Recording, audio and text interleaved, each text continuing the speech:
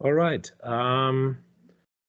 Welcome everybody here in the room and around the world for this third day of the TranSYS Data Analysis for Precision Medicine meeting. We've heard yesterday about different ways of integrating data across multiple omics and the technology and the ideas and the algorithms, etc., underlying that. We also saw some examples of how such collection and analysis of multi-omics data can help in the case of specific diseases. But for many of us, the vision of personalized health also includes prevention, namely the idea that this molecular data allows us to detect and intervene, maybe even only slightly, in healthy people or people that would be healthy today, whose molecular profiles are steering towards disease. So today in our first talk, I'm very happy that we have Gokhan Ertaylan, who will zoom out from this and tell us what this could actually mean in practice for the personalized assessment of health and disease by talking about one study that he leads and others around the world that try to evaluate the potential of multiomics data for that. Gokhan is PI at the Flemish Institute for Technological Research, and his talk is entitled A Multiomics Perspective on Personal Health. Welcome, Gokhan, and the floor to you.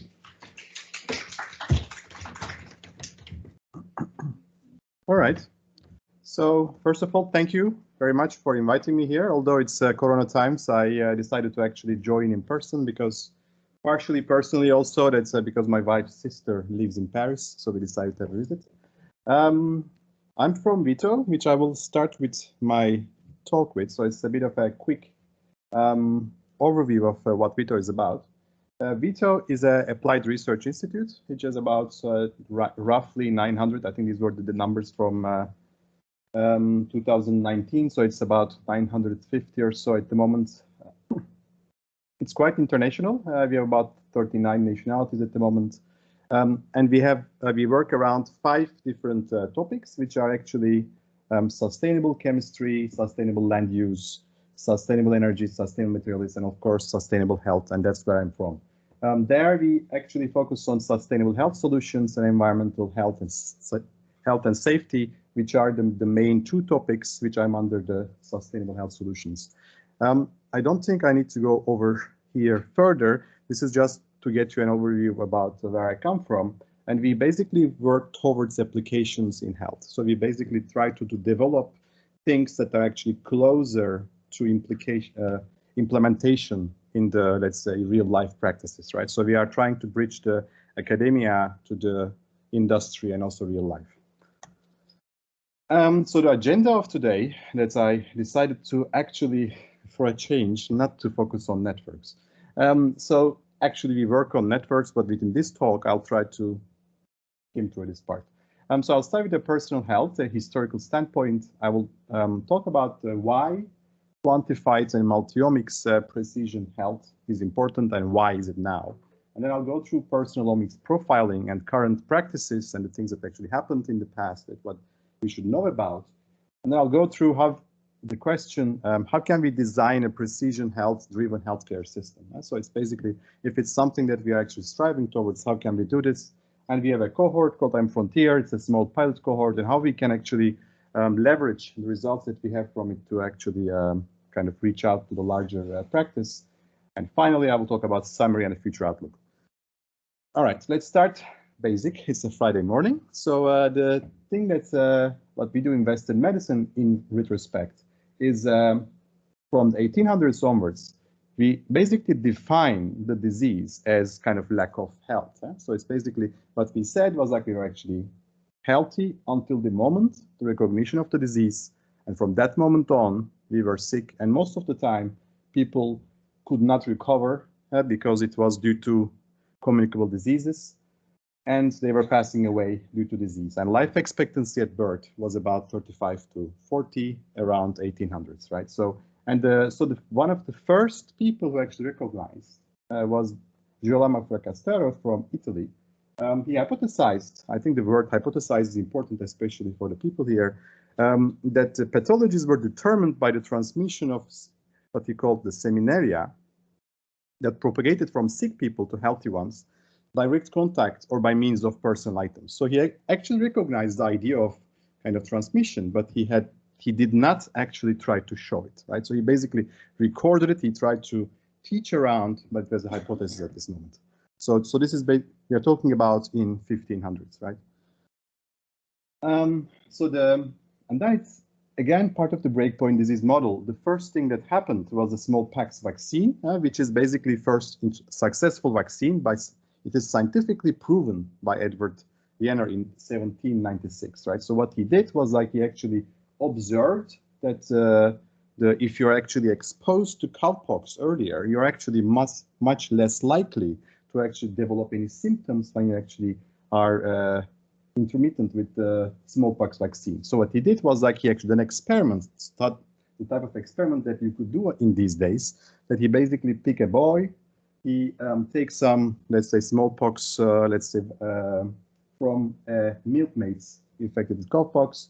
She put over the boy who actually developed a bit of symptoms. And later on, he tried to infect the boy with the smallpox from another patient. And he showed indeed that the boy was resistant to smallpox, which is actually quite similar to the cowpox. So it was the first time that he actually scientifically proved. It was not that it was not known at all, but it actually, he is the first person who actually scientifically proven. So in other words, he wrote an article about it.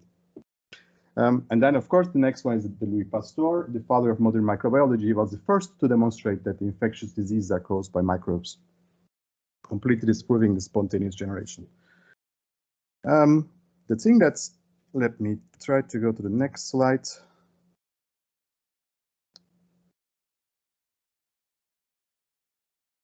All right, with the button, it might work. Then today there are over 26 vaccines for preventable diseases. So I think the number is today much higher due to COVID. And WHO estimates that vaccines annually prevent more than 6 million deaths worldwide. Again, this number was from 2020, I believe, so I'm guessing it's much higher.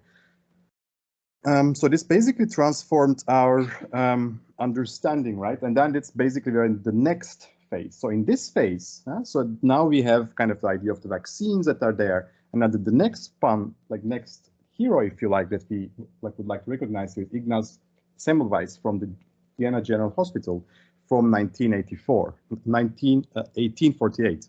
The Hungarian doctor faced with a doctored maternity ward, and the maternal deaths from the dreaded childbed fever were over 18%. So 1 in 5 mothers were actually dying out of this. And what happened was that he basically introduced the hand hygiene. So the doctors had to wash their hands if they were in the morgue and before they deliver babies. And suddenly the mortality for new mothers dropped to less than 1%. So it was basically immediately recognized the hand washing was the part that actually was doing the trick. Although this was actually recognized, so this is basically a small anecdote, that Ignaz Semmelweis actually was largely blamed for actually putting the blame on the doctors. So his studies were actually ignored, and he actually did not enjoy the rest of his life. But by the 1890s and early 1900s, hand washing moved from being just something doctors did to normal people had to do so. And as you can imagine, the thing that I find actually quite fascinating is that we learned about vaccines first and the washing hands later. And another thing that is important here is that our life expectancy together, vaccination and introducing of hygiene increased to about 50 to 55 by the time we reach 1930s. I'm not going to go here very much in detail, but because this is what you know very well. And then the first antibiotic was the penicillin discovered by Alexander Fleming in 1928. The thing that was really strong there is the key lock model. This is basically, you have something that is basically that you want to uncover or try to, let's say, attack, and there's the key lock model of intervention to disease. And this is basically still prevalent until today. So this is very successful in communicable diseases, but we can argue that in chronic diseases, it has a degree of success, but we actually have problems directly devising, let's say, drugs that are targeted to chronic diseases. And this basically push even the whole thing further. Still, although from 1930s to 1990s, communicable diseases, the major cause of that, it slowly shifted towards non-communicable diseases. And we had treatment options available, surgery, antibiotics, and etc., which basically pushed our life expectancy towards the 1990s, towards 65 to 70. So now I'll try to talk about why quantified multiomics precision health and why now. One of the important parts that we need to actually realize is that there's an affordability problem. So we basically, I'm not going to go into detail, it's an old slide. So our ability to actually purchase or our ability to afford such a system, a kind of a healthcare system that we have today, is actually decreasing over time. So our health spending is going much faster than our, let's say, our ability to afford it. And currently we have, so this is from 2016 numbers, in EU, we basically spend about 10% of our GDPs, roughly. And I think this is before COVID, as you can imagine. Now it's basically completely going to the other side. We really are in a dire need. This is just another part. This is basically drug discovery and development. This was actually quite shocking for me to actually realize.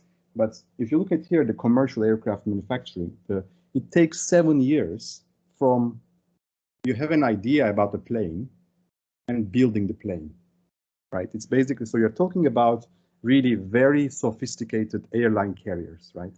Like, and then if you look at actually pharmaceutical industry, the average is about 12.5 years. So it's like, it's nowhere near in any of the other things that we actually have. So we really have a problem here, because if we try to address everything by a single drug, we really need to address it from the source.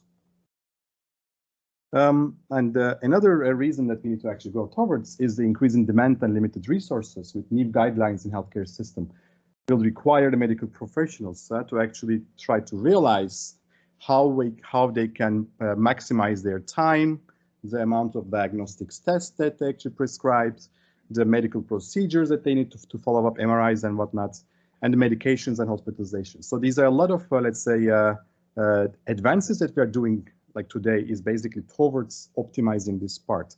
And to the lowest cost to optimize the public health spending, to most urgent cases, right, or to patients with highest chance of survival.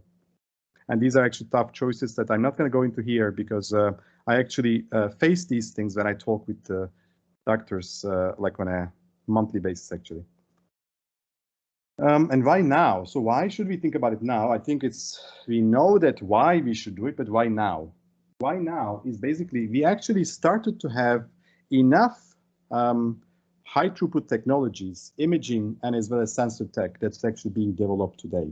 And so for this, I'm not going to go into detail, of course, but there's quite some, let's say, medical imaging that's actually at the moment available readily in hospitals, as well as high throughput technologies that actually we will talk about today. And also the sensor technologies, which are not going to be the part of today's talk, but I think you are more than aware that they are actually going there, and they are there to stay. And the final part is that we actually have public data available, including a UK biobank and other, let's say, biobanks. There's e-health data becoming more readily available. That's like we are from Belgium, and I'm already in discussion about how we can use e-health data in the national scale. And the bioinformatics pipelines now becoming much more reproducible and much more scalable, which I should have checked, I think, the spelling. And the rise of AI is, I think I shouldn't go into detail in this crowd. And this led to, of course, so this is basically a slide that you are very aware of, that this leads to a basically paradigm shift in treatment side, which basically now, especially in oncology, we basically start actually stratifying and also trying to give the right treatment to the right people. But that's basically on the treatment side. We are a bit ignoring, if not completely, on the side of the healthy. So we are still thinking in terms of this breakpoint disease model, that you are basically healthy until you have been diagnosed. And I think this should slowly change. So that basically brings me to the next slide, which is actually the point that I would like to make. So what is precision health? Precision health is a natural extension of systems approach and technologies into the preventive healthcare landscape. So what we try to do here is that we try to redefine the breakpoint disease model that I just mentioned into a more of a health continuum, where various sources of medical and participant provided information or data are integrated to actually make an informed decision. So individual data should be used in combination with molecular and clinical definitions from a range of diseases that will allow the health professionals to actually determine individual or stratified risk profiles. And this should help them in the preclinical decision-making process. So if you go back to our figure, just maybe this is very quickly, if you look at the COVID-19 pandemic, this is figures only from Netherlands, by the way. I know it's a bit small, but I can tell you what it says. Here, basically, COVID-19 at the moment, the number of deaths in COVID-19 in 2020, one in 8 deaths was attributed to COVID-19, and it's basically about half the rate of cancer and other neoplasms. So this is a new virus that we actually encountered that basically normally would have a much more drastic impact if you wouldn't have the current vaccines or the, let's say, treatment options available. So I would like to argue that we are passing from the communicable diseases era to the non-communicable diseases era, and which are basically the part that we need to deal. So we need to move towards a system that basically is passing away due to disease life expectancy. Currently is about 75 to 80 worldwide. We need to move towards a precision medicine where we can early recognize, prevent, and try to see these disease trajectories in advance. And we do stratified treatment and personalized therapies and interventions before to actually bring back people to their healthy options before they actually develop the disease. So there are different ways to do this. So now we are actually starting a bit to look around. The first one is basically using e-health and AI. So this is basically talking about records of people, of millions of people. We are really talking about the people who actually went to the doctors, they've been prescribed, and they basically, you look at their success rates and etc. And you try to look into this heterogeneous data. You basically go through the data cleaning, harmonization, imputation, etc. to actually come up with algorithms that actually make the system better. And another one is omics and imaging. That's basically more targeted and heterogeneous type of data, but it's structured. So it is basically a different type of data that you would be interested in. And integration and causative reasoning are the main parts that you need to focus if you're going towards omics and imaging. And the sensors are basically something that we are aware of. They are basically all around us, and they basically try to capture a large homogeneous and structured type of data, although data harmonization is necessary, as well as imputation. Associated causal reasoning is another important aspect in this regard. In this talk, we're only going to talk about omics and imaging, but I just wanted to put it the other parts so that you're aware that these are actually part of the same spectrum, but they are not going to be the focus of this talk. So the personomics profiling, the field actually started, I can argue, around 2012 with Michael Snyder from Stanford University with his IPOP research, which basically put together about, I think, all the omics that you can think of about the one individual, and this is Michael Snyder himself. So he basically collected data about 14 months. So this comes from transcriptomics, as you can see, RNA edits, of course, DNA sequencing and etc. But the thing that was important here is that it revealed extensive, complex, and dynamic changes in the omics profiles, especially in the transcriptome, between healthy states and viral infections, as well as non-diabetic and diabetic states. So the thing that was important here, maybe your take-home message, is that you basically look into a single individual. You don't have a population reference on these technologies. So how do you analyze this? So you need to look into the time course, and you try to find the healthy states of the same individual, and you use it as a background to the rest of the states that you observe. Right? This is basically a different way of analyzing this data. So we really need to think about how we do this if you want to go towards this. And this was already clear in 2012, basically. I'm not going to go into detail, but like Larry Simar in the same year, he basically come up with the analogy that you can basically probably relate to. So it's basically, he said that, well, we are doing it for our cars. So we basically have sensors in the cars that basically tells us which part of this car is going to be, let's say, varying or like going to be breaking down soon. Why don't we do it for humans? Right? This is the very strong analogy that actually comes from the whole Honda cars that actually been implemented in the 90s.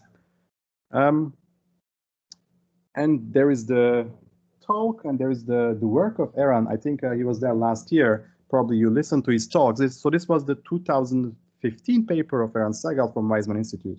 It was a fantastic paper because it tells us about what you can do.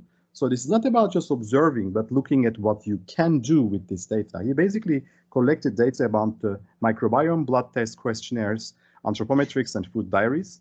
And he, of course, I'm not going to go into detail, but what he did was like he looked at postprandial glucose response in this individuals. He basically modeled it with a meal response predictor.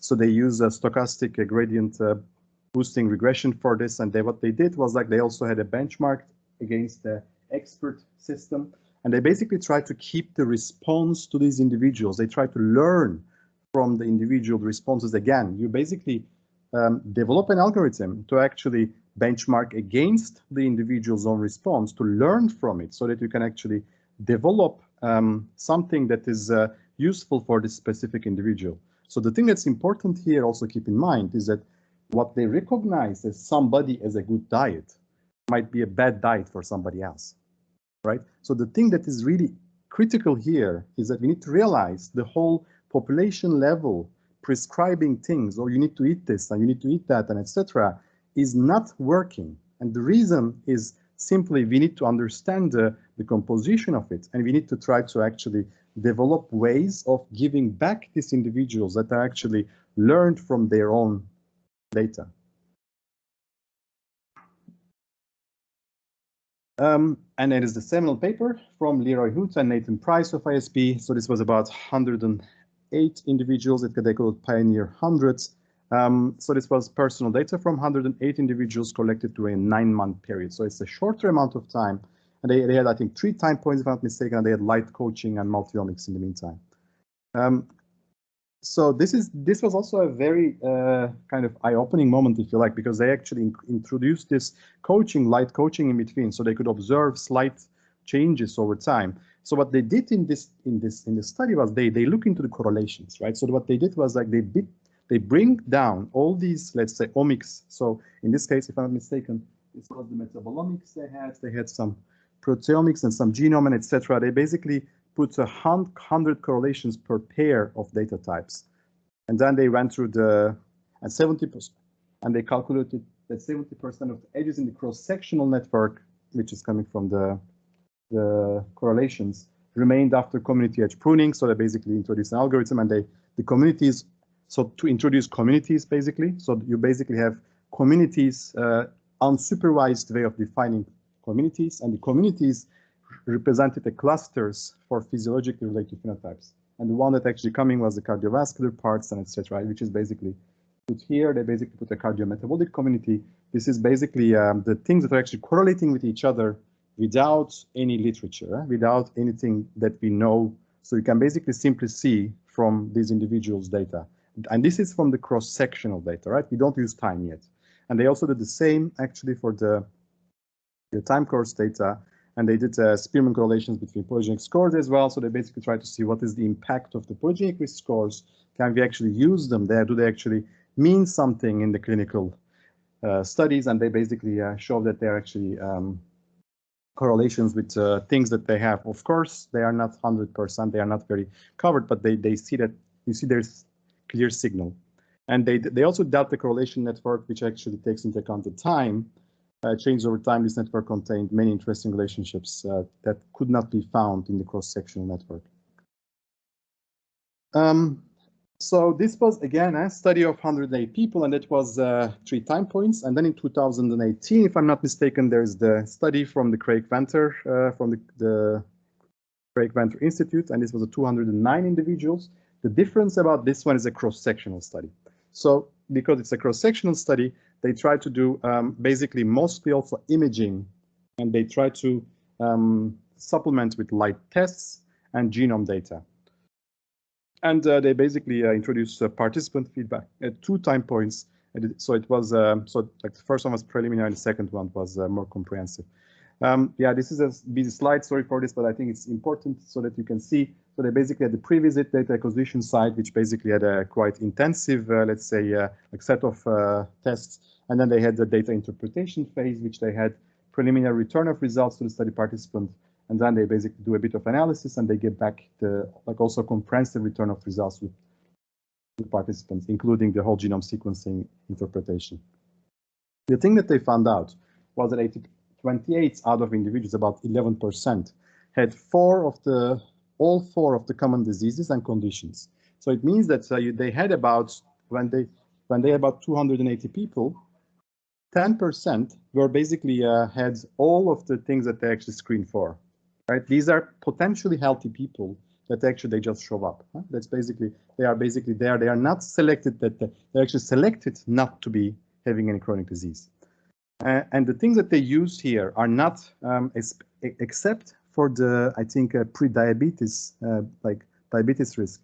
Everything else that they used clinical guidelines to actually diagnose individuals, right? They did not use, let's say, risks and etc., except for the pre-diabetes case.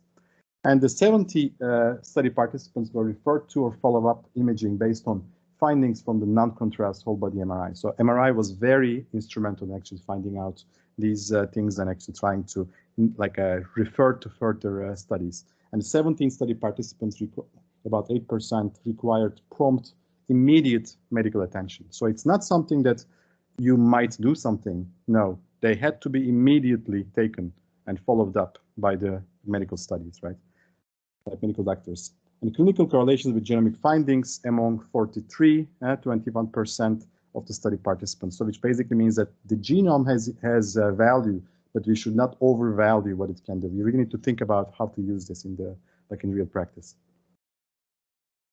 So this is, I'm not going to go into detail, and Michael Snyder actually extended the cohort to 109 individuals that are basically papers that you can actually find out. And there are also, and then the Aaron Segal came up with the reference of map of potential determinants for the human serum metabolome, which basically trying to implement whether the metabolomics can be interesting to actually, let's say, look into these individuals a bit more in detail, and whether we can learn like in a relatively cheap and high dimensional manner. And he basically argues that it is probably an interesting, let's say, omic to actually focus.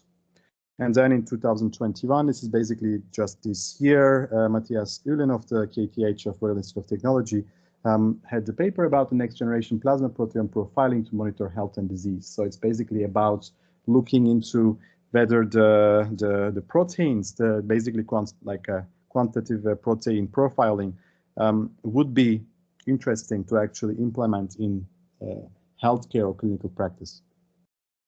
And basically the results were very promising. All right, so from here, maybe have a quick recap, because we a bit skimmed through things, and that basically maybe it's a good idea to actually take a step back. So the high throughput technologies, what we call here omics, are powerful tools to reveal a range of individual specific characteristics, right? That's actually, I think we can say that they're actually quite powerful in capturing these things. The thing that we don't know is that whether single technology, omics imaging data type, is actually going to deliver what we would like. It's basically, it seems to be not fully grasp the one disease or one phenotype fully. So it's basically, most technologies seem to be complementary, so they need to be most likely multiplexed or coupled or integrated. So we need to be thinking about, and this we need to think about in a per phenotype basis. And the data generated is suitable to analyze using machine learning technologies and development of predictive algorithms. So this is, I think, really important to think about. That's something is that including imaging, most of the technologies actually generate high throughput data that you can actually feed in to different type of, let's say, algorithms that you can fully use the richness of these data. And using the healthy data of the person as the baseline, as opposed to the population average, is the key to achieve stratified precision health in medicine application or medicine applications. And healthy, potentially 50+ participant omics profile often results in early diagnosis and treatments. And this is something that I think we cannot miss at this moment. Okay, so now the other side of the talk is now we're going to talk about how to transition to a healthcare system powered by precision health. So I hope that I basically made the point that actually this is necessary, and this is something that we can at least start thinking about. So we have identified 4, let's say, parts here that we need to be considering about. The first one is the social inclusion and support network is very important because we are trying to reduce costs and we need to actually help as we can get. Another part that is mostly ignored that we are actually trying to look in vitro is the time and cost trade-off in technology. So the things that are actually designed for diagnostics, such as the clinical, let's say, profiles, the LDLs, HDLs, and glucose, and etc., these tests have been designed to give the results the same day, right? So you basically have the blood taken, you basically take it to the lab, you give it the results the same day on a single parameter.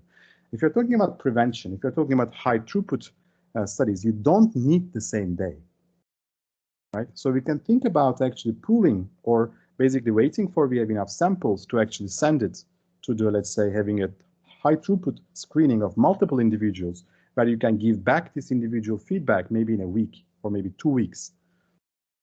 And there's a clear trade-off if you don't have to deliver the same day. There's a clear trade-off between the time cost trade-off. And this is something that we are not thinking to utilize in this, like in the case of prevention. And another thing that we've also realized that because I'm gonna come to this later, is that risk assessment and feedback is not diagnosis.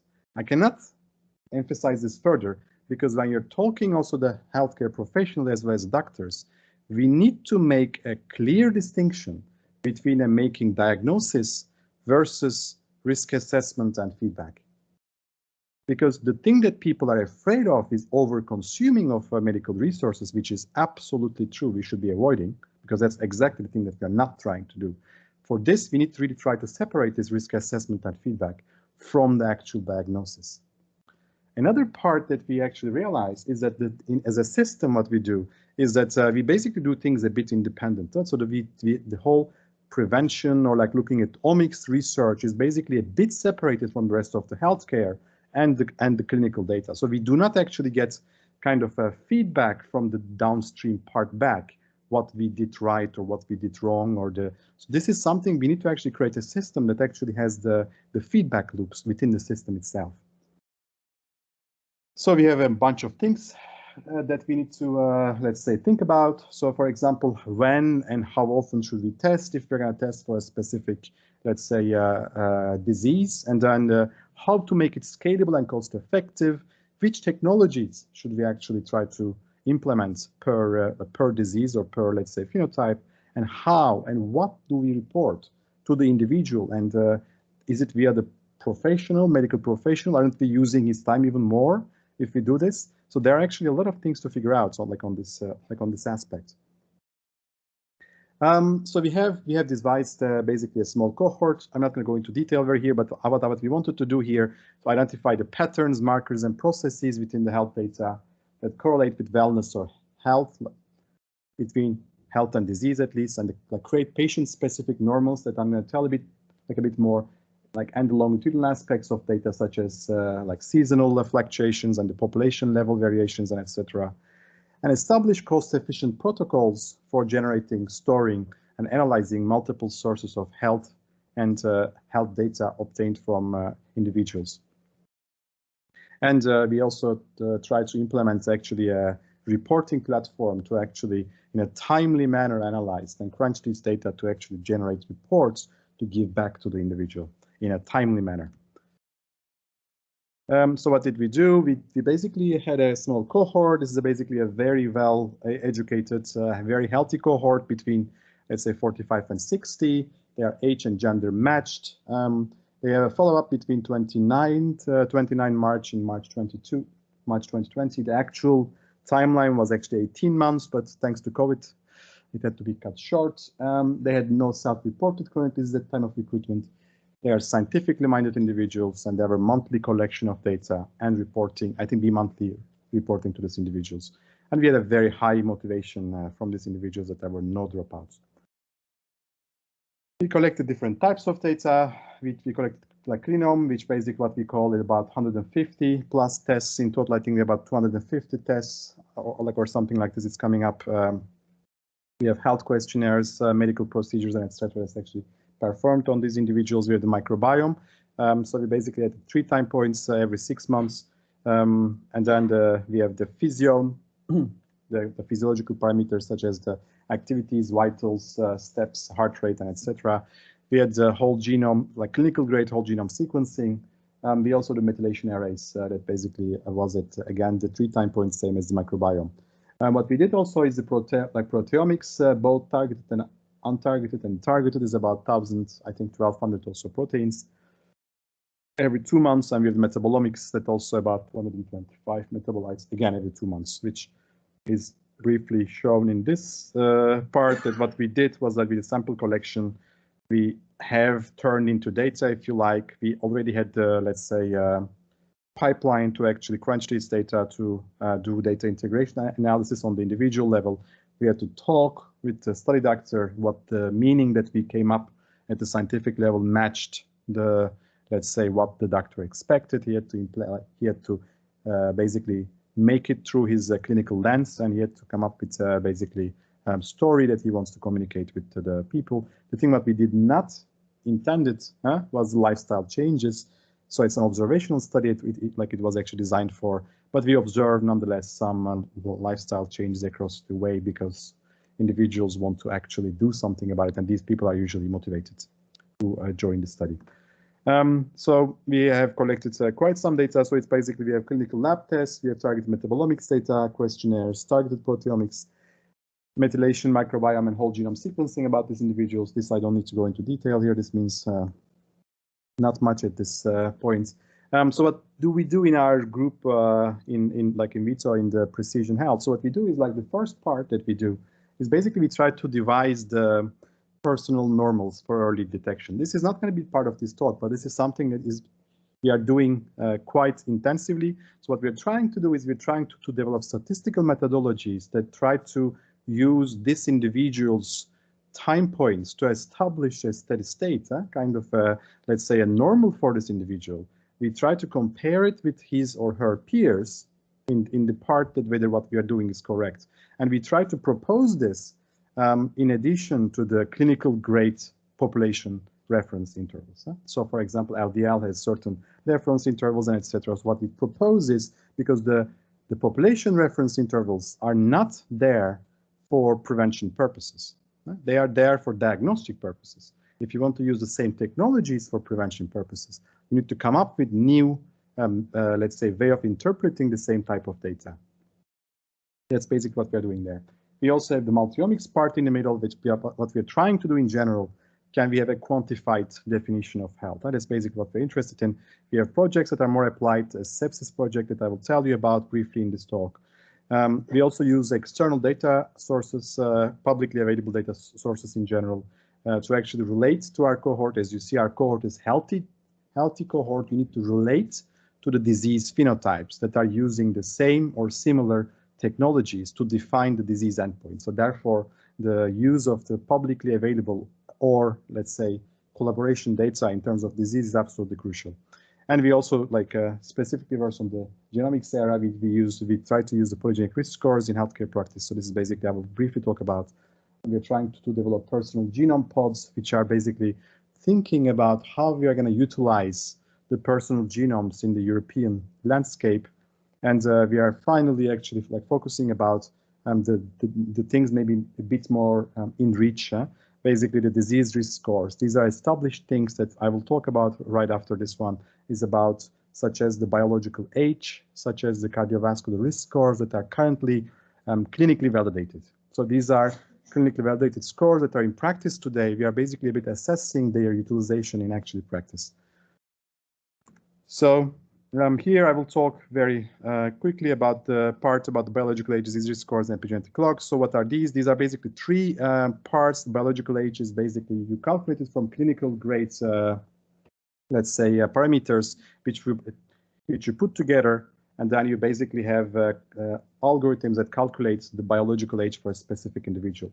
Disease risk scores are the same, but in the risk score area, it basically focus on a specific part of a disease, such as the cardiovascular disease. And epigenetic clocks are similar. That basically starts from the methylation, let's say, from the CpG islands of the methylation profiles. So I will go quickly here that basically biological age and the cardiovascular risk scores, they are actually, we basically calculated for our cohorts both, which are basically telling about, so these are the shared parameters across the biological age and the cardiovascular disease risk scores. I think you need to take my word for it that this is basically what we did correctly. We used, here I'm going to show only one, but so here, as you can see, so this is a chronological age order, so they are not in the right order in the cohort, so for identifiability reasons. But as you can see that, so these are for every time point. As you remember that we have every month, so we have 13 time points per individual. So we calculated 13 times for this individual's biological age. As you can see here that they are around their chronological age, so the orange stands for their chronological age, but they're not exactly, which basically tells that the concept of biological age is not as robust as you might think. Yeah, because if it would be more robust, it should not be changing with monthly changing, let's say, thing. As you can see on the left side, which I think our graph is a bit small, but it's basically if you're 1 month you're predicting 50, next month you should not be predicting for the same individuals, for example, around 242. So it's basically within 1 year period, it should not fluctuate drastically. So there is something in there that basically comes there, but there is like certainly, let's say, room for improvement. Here I'm gonna focus on 3 individuals. So the orange, blue, and the purple. As you can see, purple is the chronological age is consistently lower than his biological age. So it basically, which means that these individuals come like from his simple clinical markers. We estimate this individual to be older than he or she is, right? Which basically means that he's potentially more unhealthy than expected from his age, and opposite for the orange and the blue. So I'm gonna go skip. I think this is the same basically. So here we introduced median absolute deviation to actually identify them a bit better, but it's practically the same figure. We also did the same thing for cardiovascular disease risk. So there are 5 known cardiovascular disease risk calculators that are actually available that we can actually implement. That's, again, please take my word for it that they're implemented correctly. Here we see a similar figure, right? So the purple one, again, so this is the comparison of cardiovascular disease risk scores and chronological age.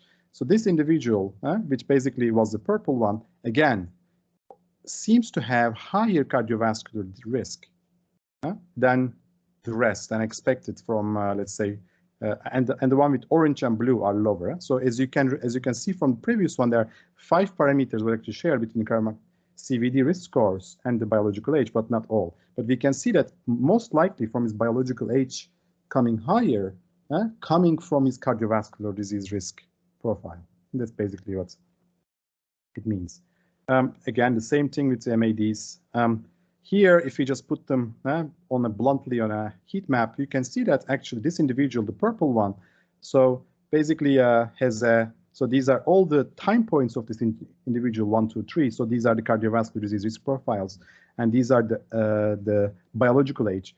As you can see, this individual has actually higher biological age, but it also comes with higher CVD risk scores, whereas the other individuals have actually significantly lower on both sides. So there seem to be something that is basically being captured, but it's not very clear exactly how to interpret them, right? That's basically something that we need to think about. And if you look at the clinical reference intervals, so what happens if this individual would just show up at let's say at a place where he or she would be collected like this bunch of parameters.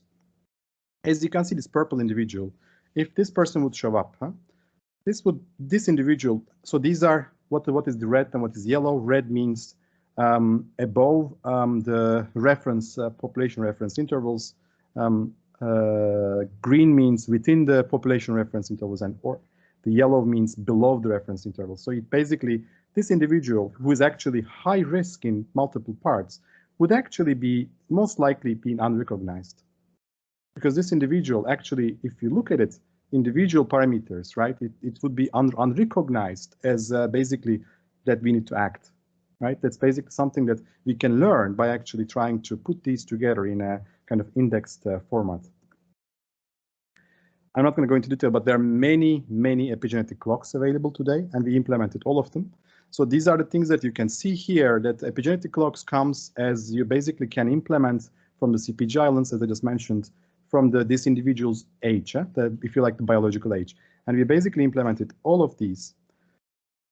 And leave and behold, the purple individual comes back as predicted smoking. So this is something that's, as you can imagine, that from the epigenetic clocks, simply epigenetic age, we can simply predict, and that was correct, by the way. This is the only person that's smoking in our cohort, and that's basically 100% predicted with all epigenetic clocks that's actually present. And the other individual that's actually coming is actually this individual, the blue one that is, if you remember in the previous ones, were completely healthy.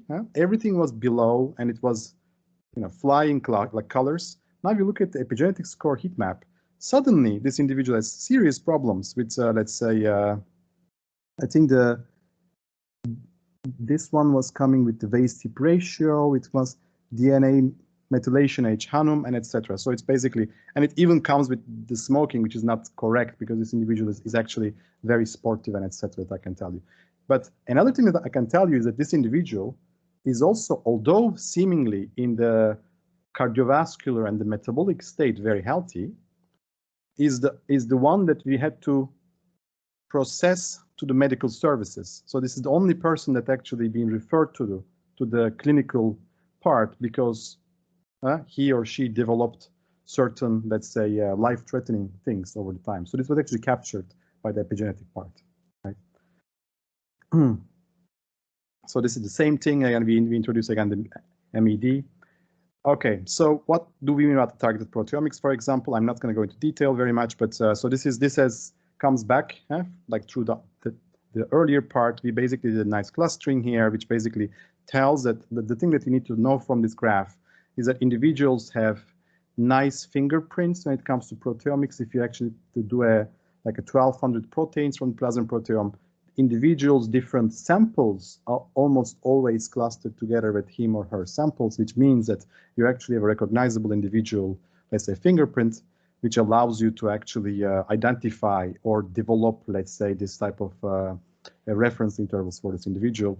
And so what we try to do is actually we try to collaborate with an external cohort. So these are collaborators who are actually, let's say, cross-sectional cohort on the sepsis people, which allowed us to see whether our cohort can be used somehow as a kind of a baseline to interpret the diseased people who did not have control group.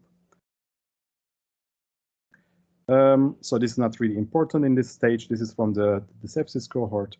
So what we did here, this is a bit of a complicated graph, but I will tell you nonetheless because I think it explains let's say, the essence of it. So the green here represents the normal range of intervals that are using the non-parametric bootstrapping from our own cohort. So because these are healthy individuals, for each of the proteins that actually sampled within our cohort and the sepsis cohort the same. So what we did was, like we say, if our cohort is healthy, can we actually try to estimate these normal ranges for these individuals, for these proteins?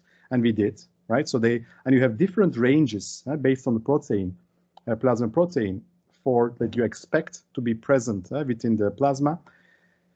And the red ones are the average value for the sepsis patients with unfavorable outcomes. So these are either the ICU admission or deceased individuals. As you can see, they are slightly start deviating from here onwards. And yellow are the average value of sepsis patients with favorable outcome. So it's basically, so as you see that some of them, they basically just because they are sepsis, they are different. But there are proteins that actually start separating basically within the sepsis patients, the bad outcome and the good outcome, right? So error bars that you might wonder what they are. So we add the error bars also from our data because we also did technical replicates to actually have what is the expected technical variability from this technology. So the technical variability on these proteins are added from our own data. So they're not coming from the sepsis data. But basically tells you that you can actually try to see, as if you set a baseline, and if you can try to see the deviation from it by observing your healthy cohort as a baseline and try to set it off from there. So I'm not going to go into detail, but we are part of a large consortium, and we actually spearheaded a project called Project Baseline. So we are together from the Cardiovascular Institute under Smallerstick to actually identify individuals across 12 cohorts around the world. So we try to put together about 12,500 samples. So we aim to basically tackle this problem in a kind of a larger scale. So if we talk about here the whole genome sequencing, what we have is the polygenic risk scores, and polygenic risk scores are about estimating of individual's genetic liability or trait or disease, which basically is important, of course, but that's basically what I mentioned is basically a bit underutilized currently, and we are looking for a way to actually address this. And we basically look into the UK Biobank to act because this has a large, like a database that we can actually find out with a phenotype basing back to the genotype, so we can actually use the GWAS. But there's a problem because we are in Belgium, and we actually have a study here from I think from 2018, which basically tells that, so here are the black ones are the Belgium genotypes are actually quite different from the expected, let's say, genomic architecture from the UK. So therefore, we cannot directly use these data, but we need to have a mapping. So we are investigating currently the applicability of a minimum transferability criteria for these polygenic risk scores across populations, across population reference intervals, and that's basically what we are busy with. Another thing that we are mentioning is that, so that's basically something that a workshop actually 2 weeks ago, is that how can we implement utilization of personal genomes in healthcare spectrum, clinical landscape and research practice, as well as across EU countries in an ethical, fair and GDPR compliant manner. So we basically come up with 6 important areas, challenge areas, including governance, protection, security, communication, application, infrastructure, interoperability. I'm not going to go into detail, but we have a kind of a working version of a potential architecture that we are working on. So summary and future outlook.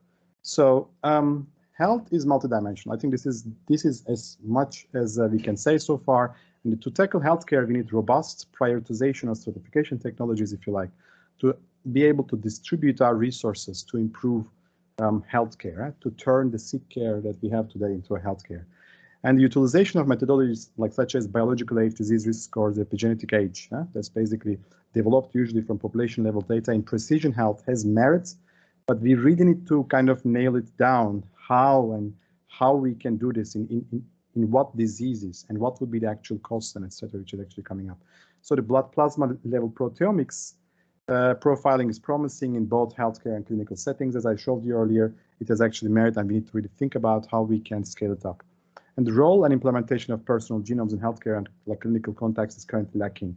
And this is something I think that's actually being addressed as we speak in the EU as well, with the 1+ million genomes. So the future perspectives that we need to be actually considering about is basically what we want to do. How do we contextualize it? What are the actual costs? And how do we actually ensure the security and ethics of such a system? And can we develop it on a one country base, or are we going to think about European ways and etc.? So I'm not going to go through the next one. So this is basically, we already have a working basically an app that is we already distributed in Belgium, but I think this is as far as I can say for the time being. And so we have acknowledgements. So of course this work is being done by a group of people. I would like to thank my colleagues from Vito, as well as from University of Hasselt, Jeff Hoijbergs, and the University of Antwerp for Geert Baggerman and Christine Hens, and University College London, and it's Stephen Beck and Simone Acker. And thank you for your attention.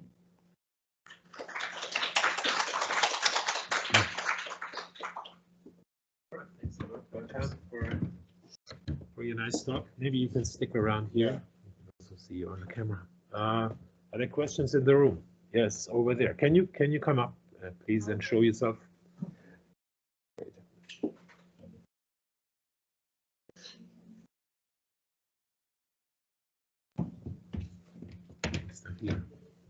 Okay, thanks. Thanks for the talk. Actually, I want to go back to one of the last slides when you started talking about the pipeline that you have in place, and you're working for the compliance, for building up a GDPR compliance, because there's a lot of terms that I kind of recognize, like interoperability, but which kind of interoperability? About the data or about the structures, infrastructures, and especially if it's about the data, like metadata included, everything, every data, and also the governance. Yeah, I completely understand the problem related about this, but also the infrastructure problem comes first. So do you want to implement something federated learning or decentralized? And there were 6 points. So if we just can go back a little bit to it and explain a little bit more of this, it will be awesome. Thank you so much. Thank you for the question. Is it clear for everybody? So I'll try to go back quickly. This is something that is, all right. So this is something that we are thinking deeply about, and that's what we did was like we actually organized the workshop. We invited people, especially from the Netherlands and from the Belgium, because that's what kind of in a regional context. And we actually invited speakers and people from ethics, legal. We invited people from the ICT security. We invited people directly from the bioinformatics part, the clinical part, as well as the people who are actually going to build it. So it's basically the architecture. And they had 1 week. So it was a pressure cooker. So it was not just a meeting that is during the day. No, they were basically put in a place for an entire week. So we basically, so I'm showing you just tip of the iceberg because this is something that we are planning to basically go through it a bit more in detail. But that's what they come up with. They basically said that like we have 6 issues that we need to address. They are not independent. They are connected to the same part. The thing that's important here is we cannot address them independently, because the things that's basically really important, the things that are proposed to be ethically and GDPR compliant has a very strong architectural and technological solution. So you really need to come up, you cannot just implement them later. You need to really come up with it at first. So therefore, we basically, maybe I'll go a bit here. So we basically devised the first basically version. This is not complete because so there are parts that are, we propose to basically do, save these data in the individual level, but then make a system that is basically orchestrating the things above and below. So these are the things, applications here that are mentioned are personal level applications, and the things that are actually university are, for example, the research grade applications. And from hospital is the same. If you basically have, like let's say you have scenarios that actually you have in mind, for example, if you go to the hospital and you need, for example, the family background and etc. from your family members and etc. that do they need to consent for it, for example, or do their consent is taken for granted? And they are going to have different implications at the architecture level and the things that you're going to develop. So therefore, this attempt is about building a consensus high-level architecture that the technologies can be implemented in each country. So it's not about specifically nailing down the exact technologies to be used, which we cannot do. But every country, that's basically how it's been also organized in the European level, is going to be responsible for taking in charge of their own part. But we need to agree on the principles and the data types, for example, that's going to be, and the granularity that we're going to use, including the metadata. So we need to agree on this. It's not something that we can change.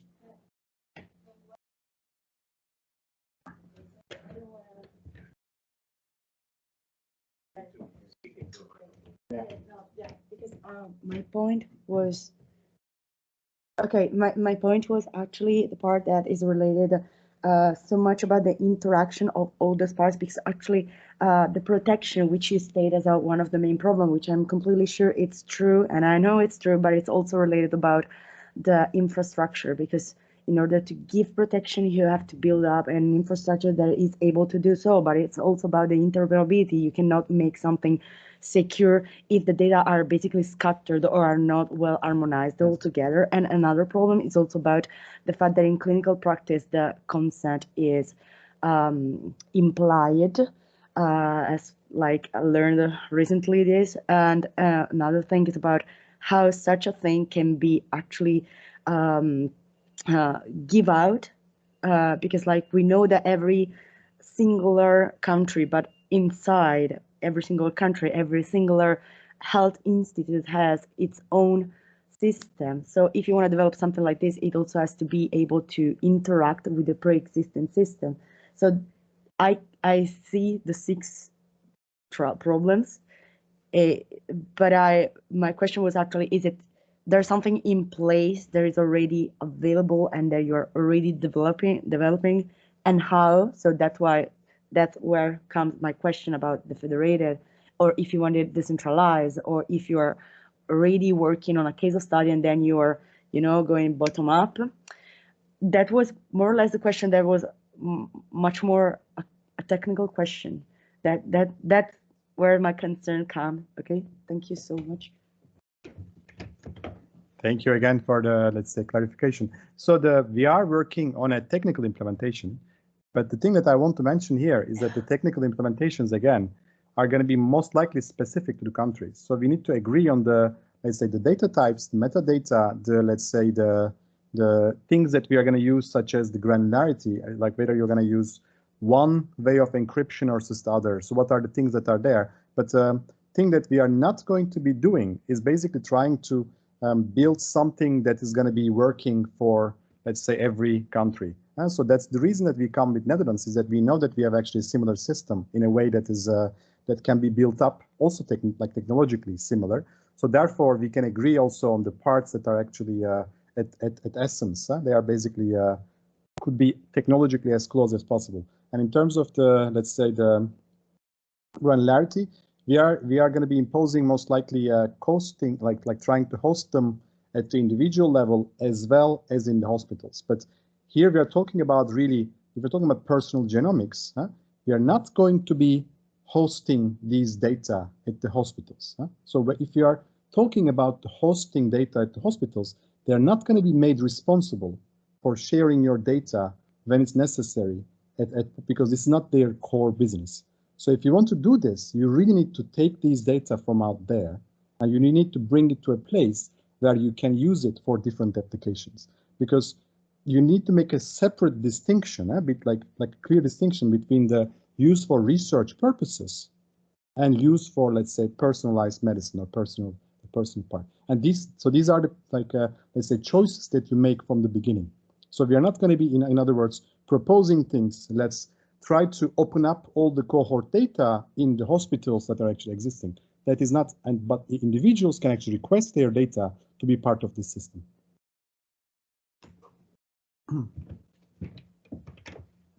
Thank you. Yeah, really fascinating vision. Other questions in the room or in the chat? There I go. Step up.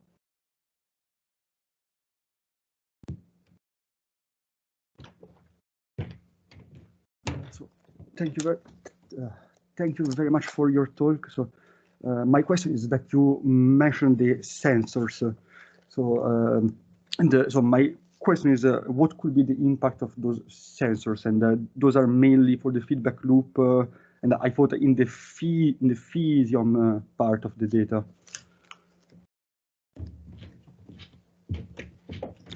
Yeah, thank you for the talk, the question. I think it's basically we are a bit currently we are a bit underutilizing the sensor data actually, because they are getting better and better.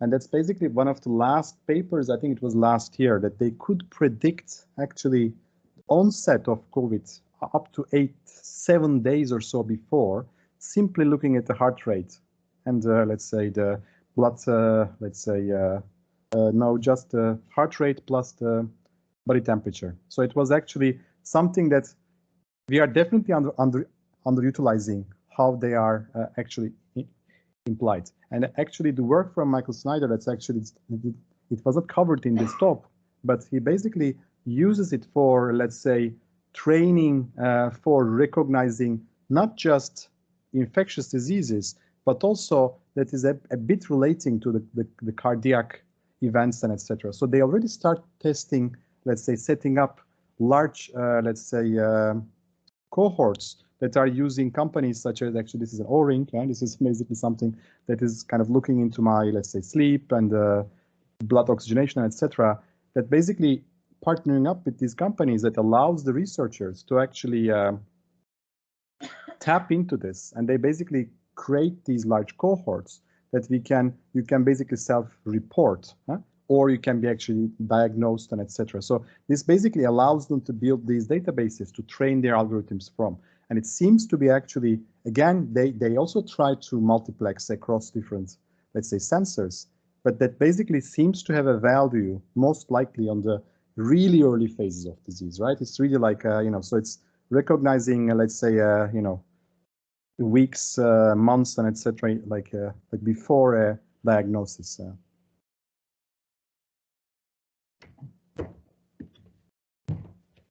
Hello, thank you for the interesting talk. So my question is related to the baseline health.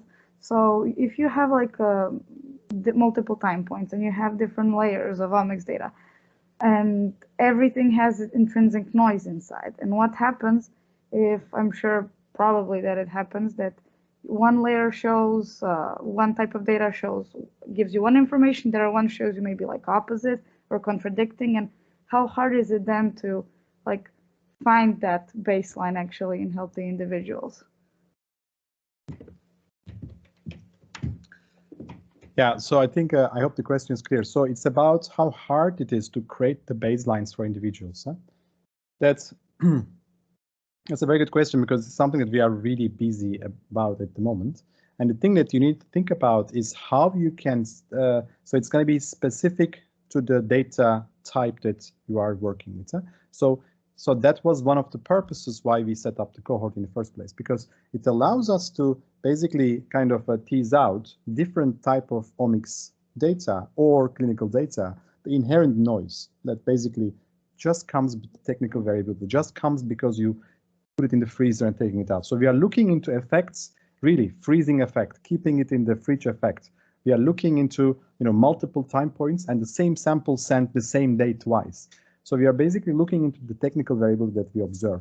And it seems that, for example, such as proteomics seems to be actually more robust than things such as metabolomics, because metabolomics is just as a biological noise, which basically it depends on probably what you eat and etc. And so therefore, so we try to separate, right, different type of noise, if you like, or variation from the data, and we try to identify their sources, because this way you can actually try to model on a parameter or a data type base, right? So that then you can actually tell about, okay, how do you calculate a steady state measurement for a specific parameter? And that's basically what is important, but it cannot be done in a high level. It needs to be really data type specific. So what we do is like we do the same, let's say, statistical measures across different omics or data types. And we look at the variance and we address the technical variability and etc. in per data type. And then we basically come up with also not the same methodology to address them, because if it's higher, it doesn't mean that you're going to ignore this data, but you need to use something else, right? You might need more time points, or you might need, you know what I mean? So you need to address different data types differently.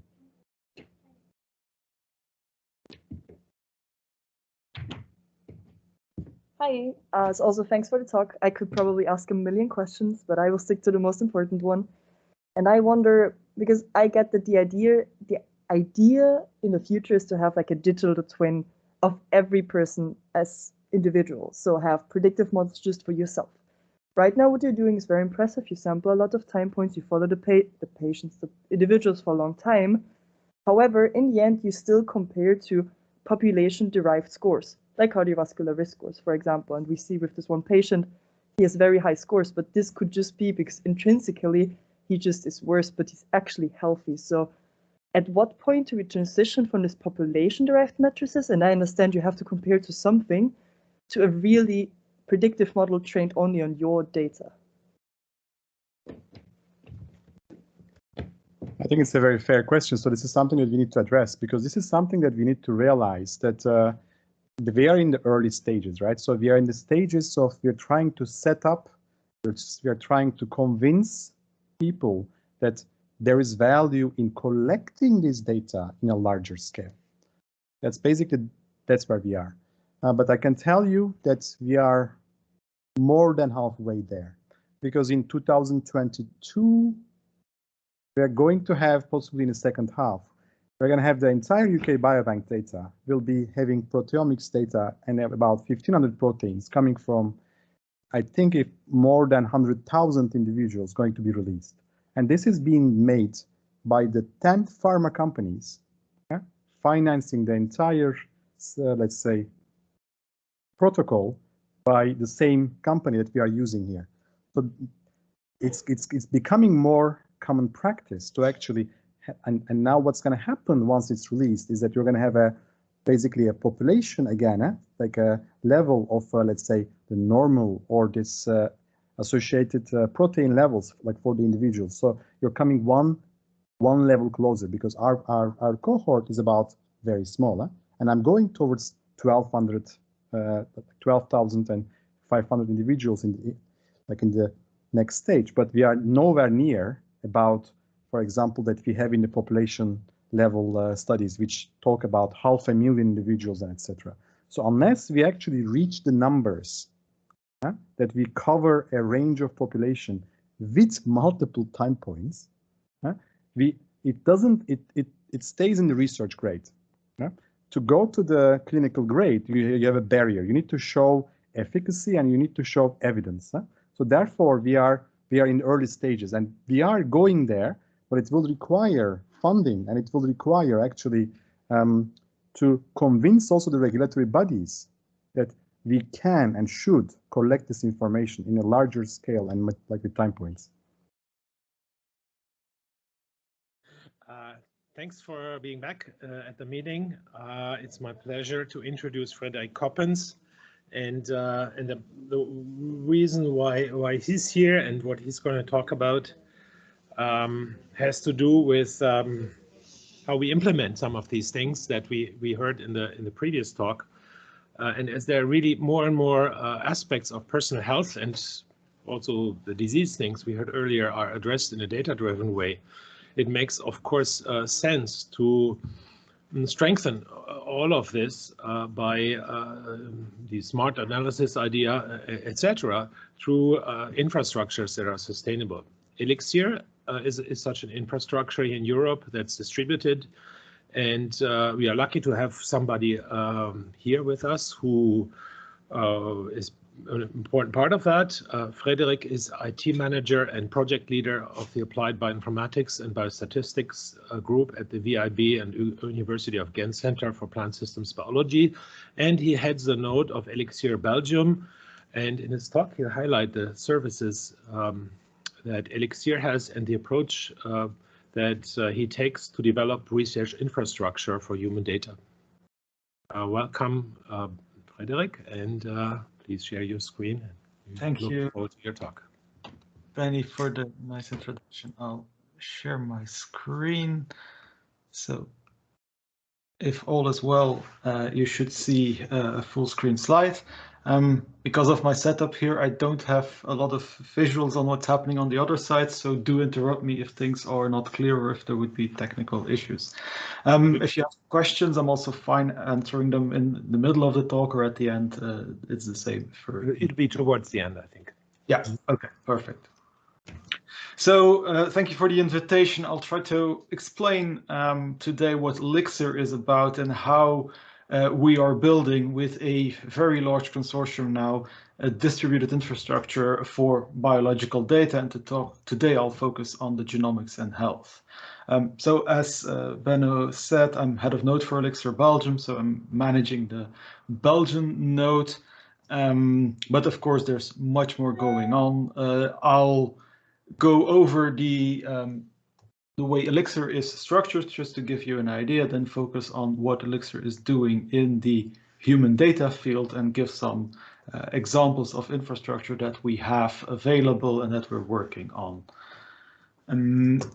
So heading off with what Elixir is, so it is a distributed infrastructure and it's set up as an intergovernmental organization across Europe. You can see that there's the vast majority of, I would say, Western European countries involved in this. And the premise of Elixir, it's now, I think, almost 10 years old, is to gather all the resources that are available, the infrastructural resources on bioinformatics. And this entails databases, software tools, training materials, standards, metadata schemas, and also compute resources.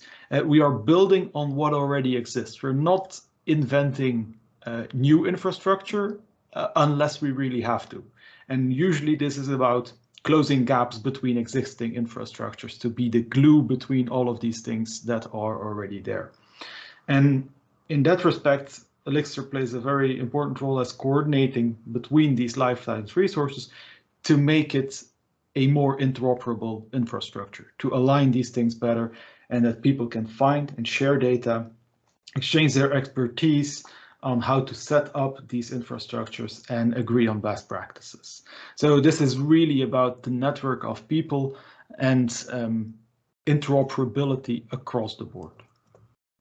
How it's set up, I won't go into detail. It's a quite large infrastructure with over, I think by now, 250 institutes involved.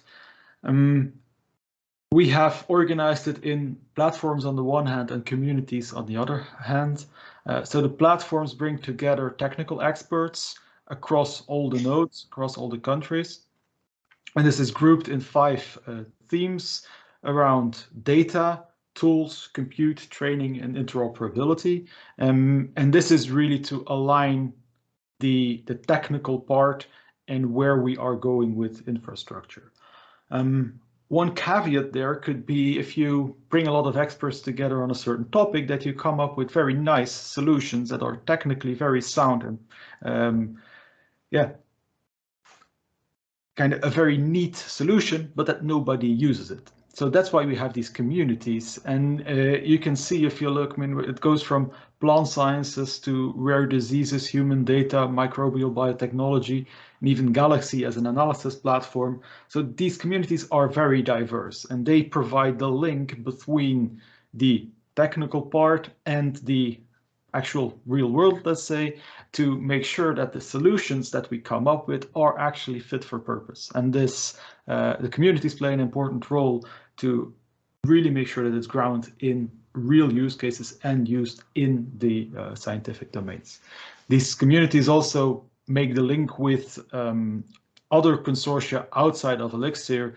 For example, in plant sciences, where we're also involved, we are working around the globe to set up standards with people in the US to agree on all of this. And also, the same goes for the human data. And you see here at the bottom 3 circles around human data, human copy number variation, and rare diseases. These are 3 themes that together form the human data communities, and you see that they are very much interlinked also in the figure, and it's also in real life. They work together closely on these specific topics, not just within Elixir, but with all the initiatives that are relevant. And especially for rare diseases, there's a lot of things happening, and Elixir plays their coordinating role, bringing all these initiatives together and trying to align it a little bit better than if Elixir wouldn't be there.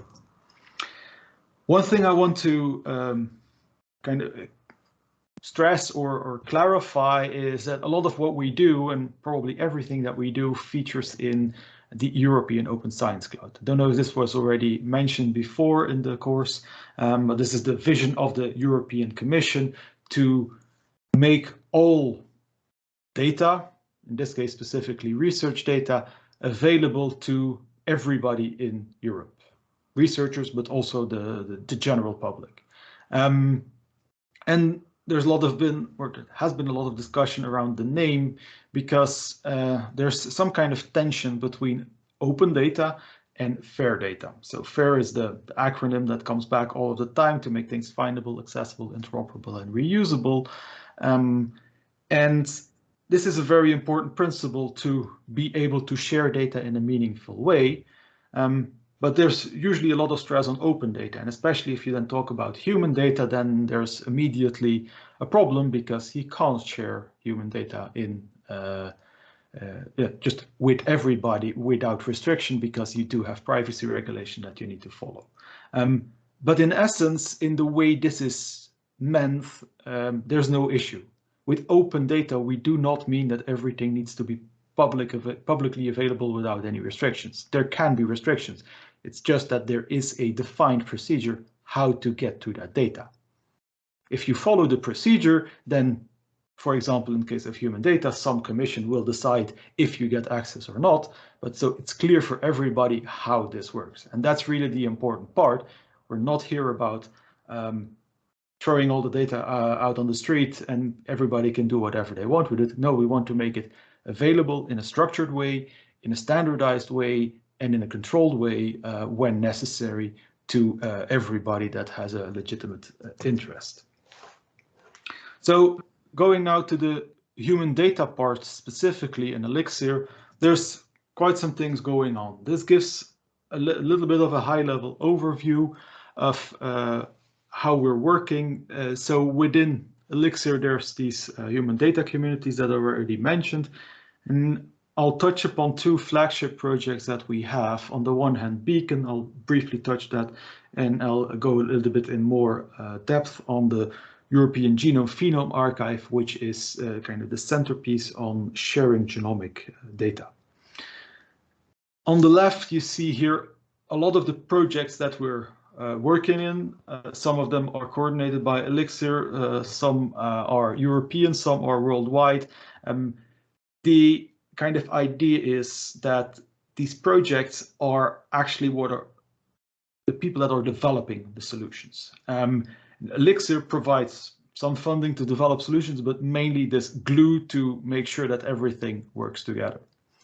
And on the right, you can see, well, we're not doing this alone. There's other infrastructures similar to Elixir that are working in the same field on specific aspects. Here, BBMRI is mentioned. So this is the biobanking S3, so the research infrastructure across Europe, specifically for biobanking, which is, of course, relevant. They held the samples that we're working at. And also the Global Alliance for Genomics and Health, which is well, it was started in the US, but it's a global consortium that defines standards. I'll come back to that too. So it's a very complex landscape that we navigate. There's a lot of things going on. And I'll try to give a bit of an overview on how this works from the policy and strategic side, and also on the technical side, how we're working. First, I want to introduce or mention one of the flagship projects, just to give an idea how things are working. This is specifically the Beacon network. This is, as you can see, a global initiative. It started in the US, was taken over in Europe, and Elixir played a big role in that. And in essence, this is about sharing genomic data in a very specific way.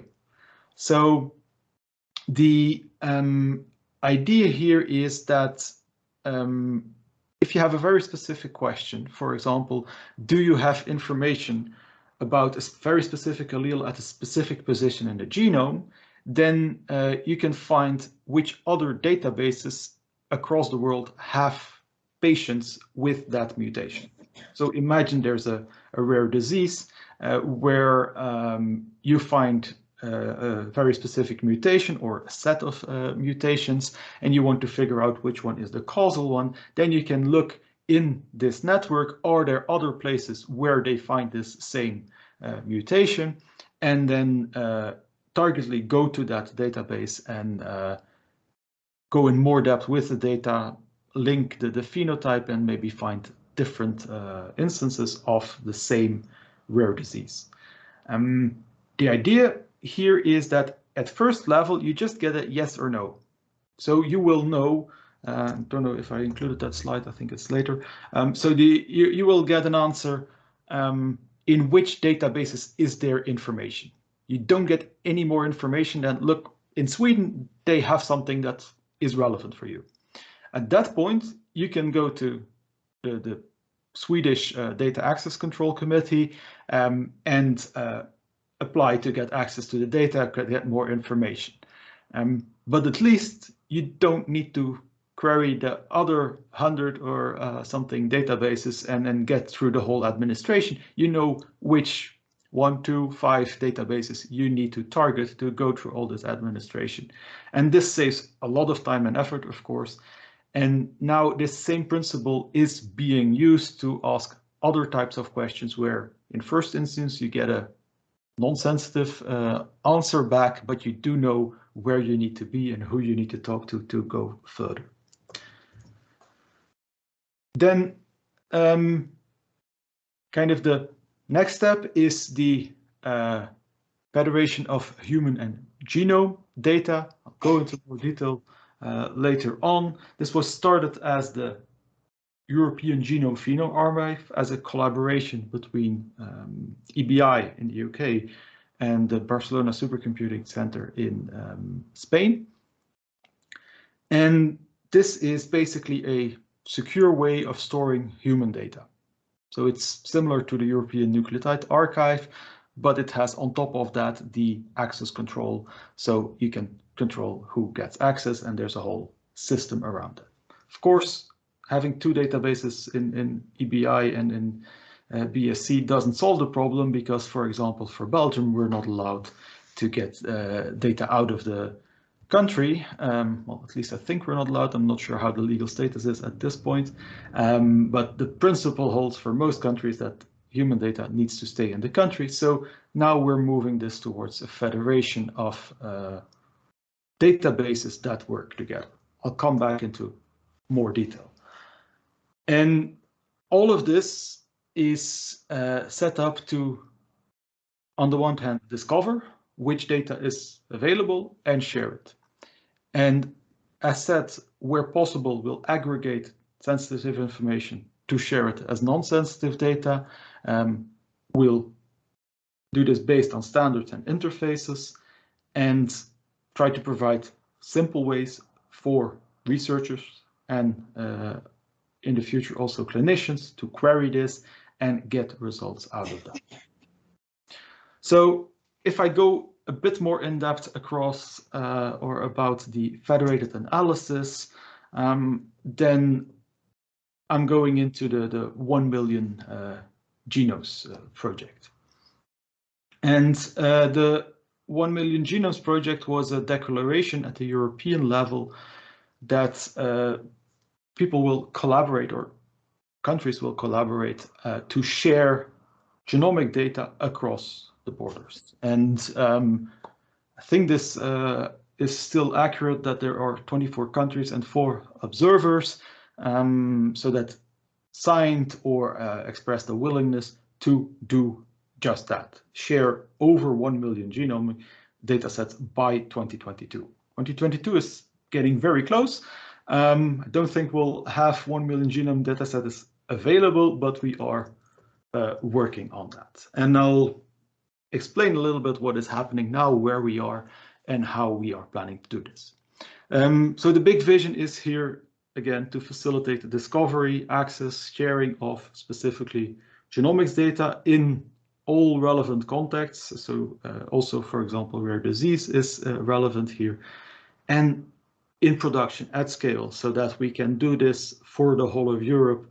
It's not just a proof of concept, it's really a production system that they want to develop here. But at this moment, we are really in the phase of demonstrating how we can establish such an infrastructure and how this can help developing medicines for all kinds of diseases. And I already covered those things. So I want to touch here upon kind of how this is organized, because it's important to know and to realize that this is not a simple thing. So you have this 1 million genomes project, which is basically a political thing. So this is countries that agree we are going to do something. And they set up the boundaries of what they want to do and where they want to go long term. So there are mirror groups, which is basically working groups, to discuss specific aspects. They have use cases to make sure that it's relevant, but this is very much on the policy level. This does not develop any actual infrastructure to do this. What they then do at the European level is based on this policy, based on this strategy. They develop specific calls for projects to build pieces of this. And one project that is now ongoing is the Beyond 1 Million Genomes project, which is developing the standards, the maturity model. I'll come back what that means, technical recommendations, how to do this. Because if we want to share data across Europe, we'll need to agree on the interfaces, on the APIs, how to exactly do this, and we'll also need to agree on how we deal with all the ethical approval and the whole procedures around that. So this works in different levels, and so now this Beyond 1 Million Genomes project is ongoing, and there's a number of technical guidelines already available. The next step is now actually implementing this, building this, and this is the subject of the Digital Europe program, and specifically the genomic data spaces within that. And this is now just starting. The discussions are ongoing, how to shape this. And a new project that I'll also briefly touch upon is the Genome of Europe, which is also using the same infrastructure, or at least intending to. One thing that is crucial in all of this is trust of citizens. In essence, all of this is not really a technical problem. Yes, we develop methodologies, we develop infrastructure, but the most important thing is that we need to agree how to do this in a secure way and convince people that this is indeed a secure way, that we do not misuse the very sensitive information that is shared by citizens, by patients in all of this. So in these projects, developing this trust, making sure that we communicate what we do, how we do it, and that this is according to all of the laws and regulations is really crucial. So this is a really important point. Not going to go in further detail. I'm not the expert here to talk about this, but this is really key in all of this. If we at one point come to a situation where people don't trust this, then we can just close the whole infrastructure as a whole. So it's really important that this is in place, and then this is a key part of the whole exercise. And as I mentioned, there's a lot of coordination. Now we're implementing things. The genomic data spaces will be an important part, but as said, there's a lot of projects ongoing around data management, data analysis, how to set up federated analysis, how to work with specific use cases such as rare diseases. So there's a lot of things ongoing that we need to take into account, that we want to build on. And so in many cases, the same people are involved in different projects, so that helps things along, of course. But this is really a complex landscape, and I mean, it would be easier to have one concerted action that fixes everything, but that's just not how things work. So concretely, federated EGA. What is the kind of the goal of a federated analysis? So ultimately, the goal is that we don't want to share sensitive data. We want to enable scientists to run a certain analysis on data. And if we can set up a system where you bring the analysis to the data rather than the other way around, then we can do all the analyses that we require without disclosing sensitive patient information to that researcher. And so at that point, the centralized part is just sharing the summary level data, the result of the analysis. And the idea is, of course, that the analysis is set up such that there is no possibility to identify individuals in this, but that you can answer your research question like that. So this is the kind of the default way that we want to go. And that's why this federated structure was set up. So I already mentioned that it started as EGA, but now it's the federated part on top of that. And these are data repositories across Europe that contain or will contain in the future human data, either from healthy people or patients. And the only thing basically that they agree on is that they have a standardized way to expose this data to the outside. And in first instance, they expose minimal metadata, that you know that there is data available with certain labels to kind of figure out what it is, but without anything that is sensitive. And there's a standardized way of getting more information, pending approval, of course, of all kinds of committees. But on a technical side, you don't need to figure out for each database separately how they have set up the access. They should have all the same way of accessing that through the same interface. So if you need to combine data from 10 different databases on a technical level, there's one thing that you need to do. And this idea is getting a lot of traction. There's, of course, all kinds of legal issues and technical implementations to be done, but this is moving forward. And not sure if you can read this. This is also too much detail to go into today, but establishing such a network and establishing one node in this network takes a lot. This has been produced by the Norwegian Elixir node as a mind map of what needs to happen. And this goes from figuring out what the whole system is to knowing what the specific requirements in your country are around GDPR and privacy, knowing how the data is currently stored and how the data flows within your country. And again, that's different across the countries. Then you need to go over to testing some implementations without worrying too much about the security. So just getting the technical side in order. Deciding what you want to do. Is this just for research or also for clinical use? There's a huge difference between the two.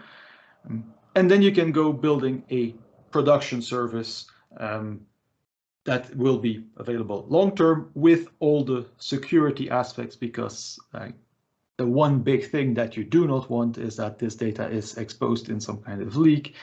So this needs to be assessed, the necessary measures need to be taken, and then of course this system needs to be kind of embedded in what people are doing in their research workflows, and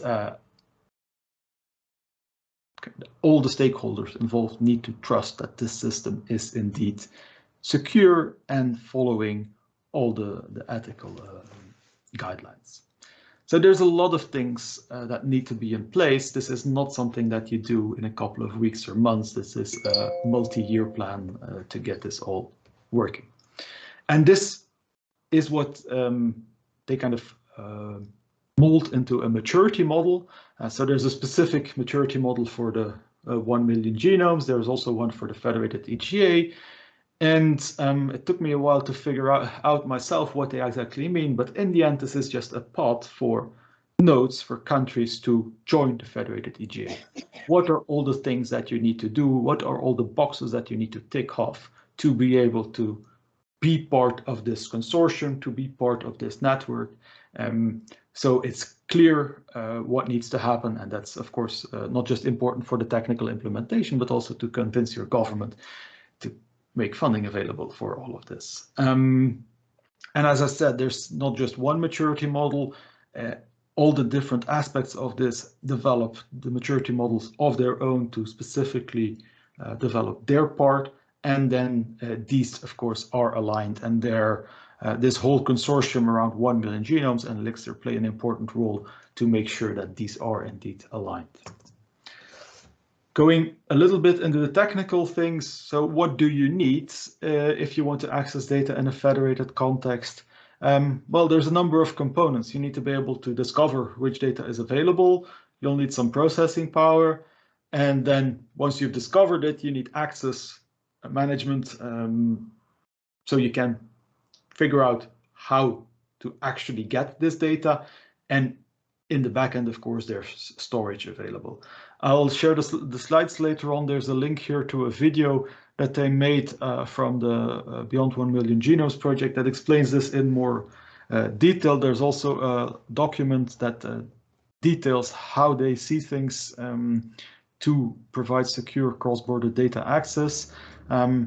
This will bring us way too far. I'll give an example here that they also talk about in this video to kind of clarify, hopefully, how this can work. So the idea here is that there is a specific research question within the rare diseases where a researcher has a specific mutation found in one of his or her patients and want to find other data that is similar or relevant for this. So you start within this beacon that I briefly presented, looking for other databases where there is genomic information with that same mutation. And in this example, so I think they start from a UK-based person, and that person finds data in the Swedish node that is available. And they are lucky in that sense that that data is available relatively freely because the right consent is in place. And once you have registered as a bona fide researcher, you can get access to that data.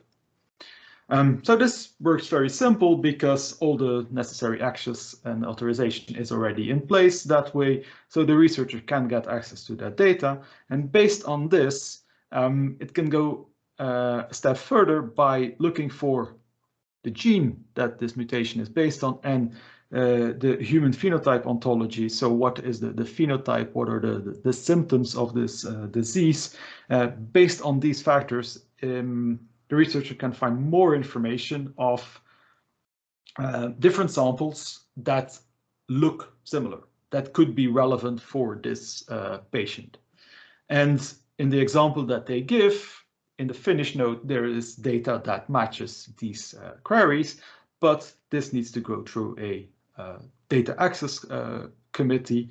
So the system then points the researcher to the right contact details to submit a request to get access. This is evaluated and granted. As this is a proof of concept, this is going very smoothly. This can take some time, of course, in real life. And then the researcher gets access to this data and is able to visualize it and look at it and try to answer the research question and help the patient. All of these components are needed to do this in a proper way. And the video nicely explains kind of how this is done in more detail and why, we need to do it this way. So these are the first proof of concepts that we have available. By the end of the year, there will be actual services running to do this. For the moment with non-sensitive data, because all the legal stuff still needs to be put in place. Just to give an idea, in Sweden, I've been told that they have, or they are waiting for the legal approval and are discussing with the lawyers since April 2020. On the technical level, they're ready to do all of this, but the legal stuff is really hard to get in order. So if we go to this technical level, I'll also not go into too much detail. I've put the links here of the development, so everything is open source available. You can find this all online. There's currently 5 countries that have this already implemented and are moving towards a production system. There's a lot of information available online. If you go to kind of how it technically works, I'm mainly gonna highlight here the crypt4gh that is mentioned. So one important aspect is that you need to be able to work with data in an encrypted way, because that's how you store it, that's how it needs to be done. And the Global Alliance for Genomics and Health has played an important role here to develop all kinds of standards in this whole ecosystem, and crypt4gh is one of those, to make this ecosystem work. And this is really key that we agree on these standards. And so this is really the role of Global Alliance, and Elixir is working closely and is part of that to figure out kind of what standards do we need, develop these standards, and then develop specific implementations in different countries, in different technical contexts to really make this happen. And as I said, the next step now is making this broader. Currently, there's 5 countries that are doing this. This needs to be the whole of Europe and hopefully the whole of the world at one point. And this is the idea of the genomic data spaces, where they take these services that we already have, for example, the beacon around rare diseases, link this to the raw data that is available in EGA, the federated EGA, and link this to compute environments where we can do analysis on these data and come up with innovative research questions and innovative research, and hopefully medicine at one point. And you can see that the same logos of different projects come back again. So this is not a centralized effort. This is really a lot of people working together in a lot of different projects. Then I also want to touch upon something that's a bit newer as an initiative, and this is the Genome of Europe. So the idea here is that if we only share patient data, we still are lacking part of the equation, because we also need a reference. We need to know what is normal. Of course, that's a big debate, what is normal, but in essence, we also need healthy patients, or at least patients that were not looking for a specific disease, to have their sequence to know what the reference is for a certain population within Europe. And so they want to sequence at least 500,000 citizens, which are representative of the European population. And they are dividing this across countries because they know that there are effects or differences between different countries in the genetic composition. And as said here, it's not just the diseased individuals, but also healthy individuals that are important. I can give a very concrete example within Belgium that we're working on. This is a project that is still in preparation or in review at this moment. Gokhan, who was presenting before, is also involved in this.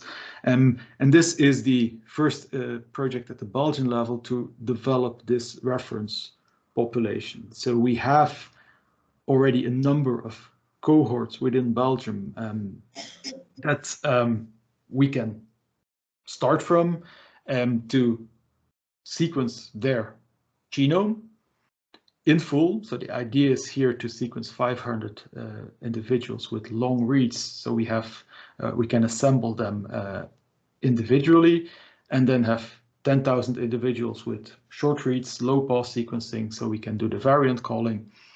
So we have roughly 10,000 people where we know the variants and where we have this reference data that we can then use to compare to diseased individuals and then find the differences. There's a large part here. This is around finding these people, contacting these people, and the logistics around that. Of course, also doing the sequencing. But we also need to store this data, be able to share this data for research purposes, and the principles that I talked about with the federated EGA come back. So we will be implementing all of these same techniques, methodologies that we're using for rare diseases or for other use cases for this reference population, that we really have one technical infrastructure that can work together across all of these different initiatives. And then to close up, I've talked a lot about genomics, sharing of human genome data. So only one part of the equation, of course. Ultimately, we want to be able to link this to health data, clinical data, but also societal data, whatever is relevant. There's a lot of things going on. We now also have the European health data space that will give a push to that. I want to give here one specific example of a project that is doing this in the COVID context. Well, unfortunately, COVID is still very relevant. And in the kind of early pandemic, Elixir has been mainly focused on also the genomic part, than the viral in this case. But now in this project that started recently, we want to link to all the other data that is available that is relevant for COVID. All is of course very ambitious, but there's a lot of different data types that are here in scope, where we want to get access to this data, connect it, make it interoperable in a standardized way, and then make it available for research.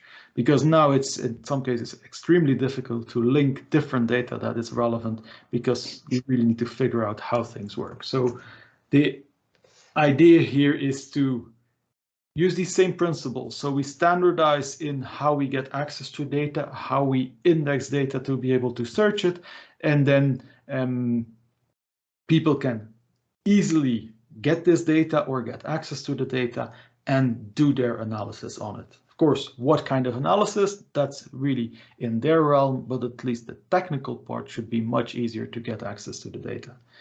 And again, as always, we're not doing this alone. Elixir is coordinating this project, but this is in collaboration with social sciences, in this case, with the public health initiatives around the public health information, where, for example, in our case, CNSA, which is the Public Health Institute in Belgium, is involved, and also other projects that are already around for a while, I mean, even before the pandemic, that are around infectious diseases. The VEO project is there, one of the important ones, to really link all what people are doing into one interoperable ecosystem. We don't want to have one monolithic system that does everything, but we want to link all these initiatives in a standardized way, in a hopefully lightweight way, to make this all available based on standards. And I think that's the keyword that we want to do here. This is kind of develop this sensitive data infrastructure,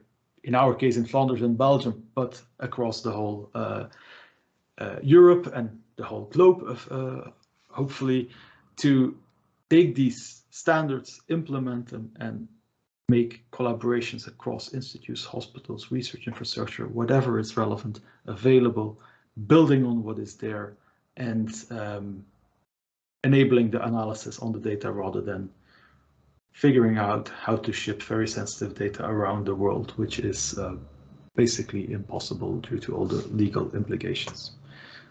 So with that, I will end my presentation. If there are any questions, I'm happy to take them. Thank you. All right, thanks a lot, Frederik, for this overview. Do we have questions in the room?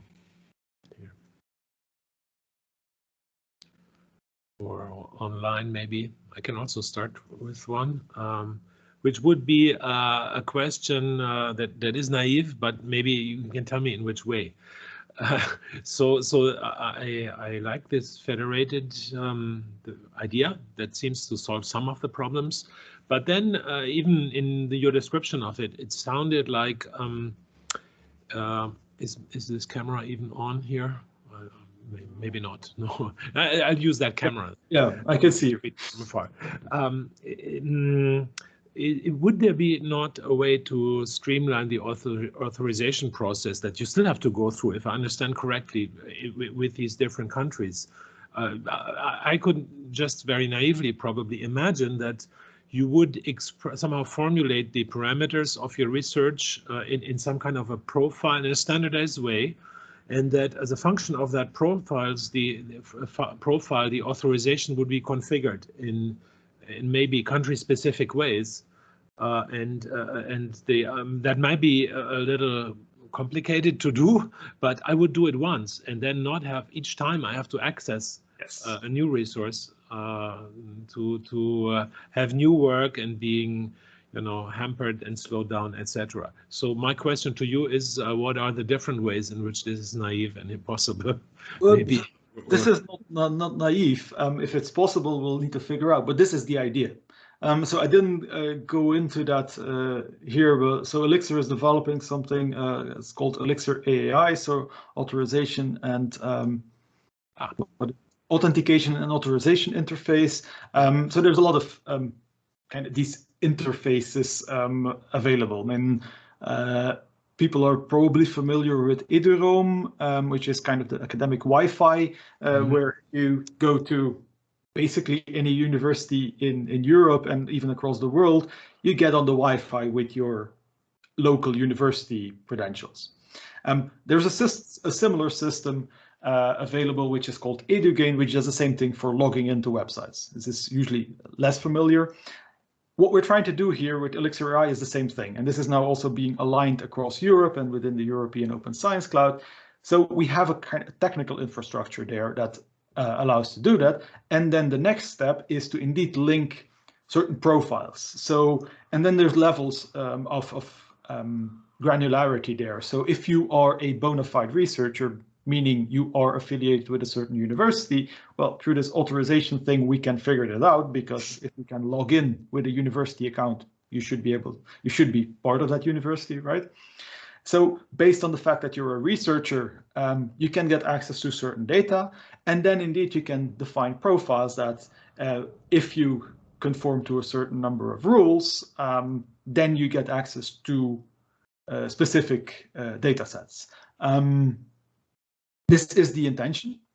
How we will actually do this, that's a different thing. It's a very complicated thing to get people to agree on all of this, what this means. But this is where we're going, that you can define this and that it's easier, that you don't need to go through all the hoops every time again, but you need to do this once for a project and then get access to whatever as well. Okay, I see. So if I understand correctly, that would be an authentication of a person. But if I understand correctly, it would not be a profile of the research project or something that's project specific.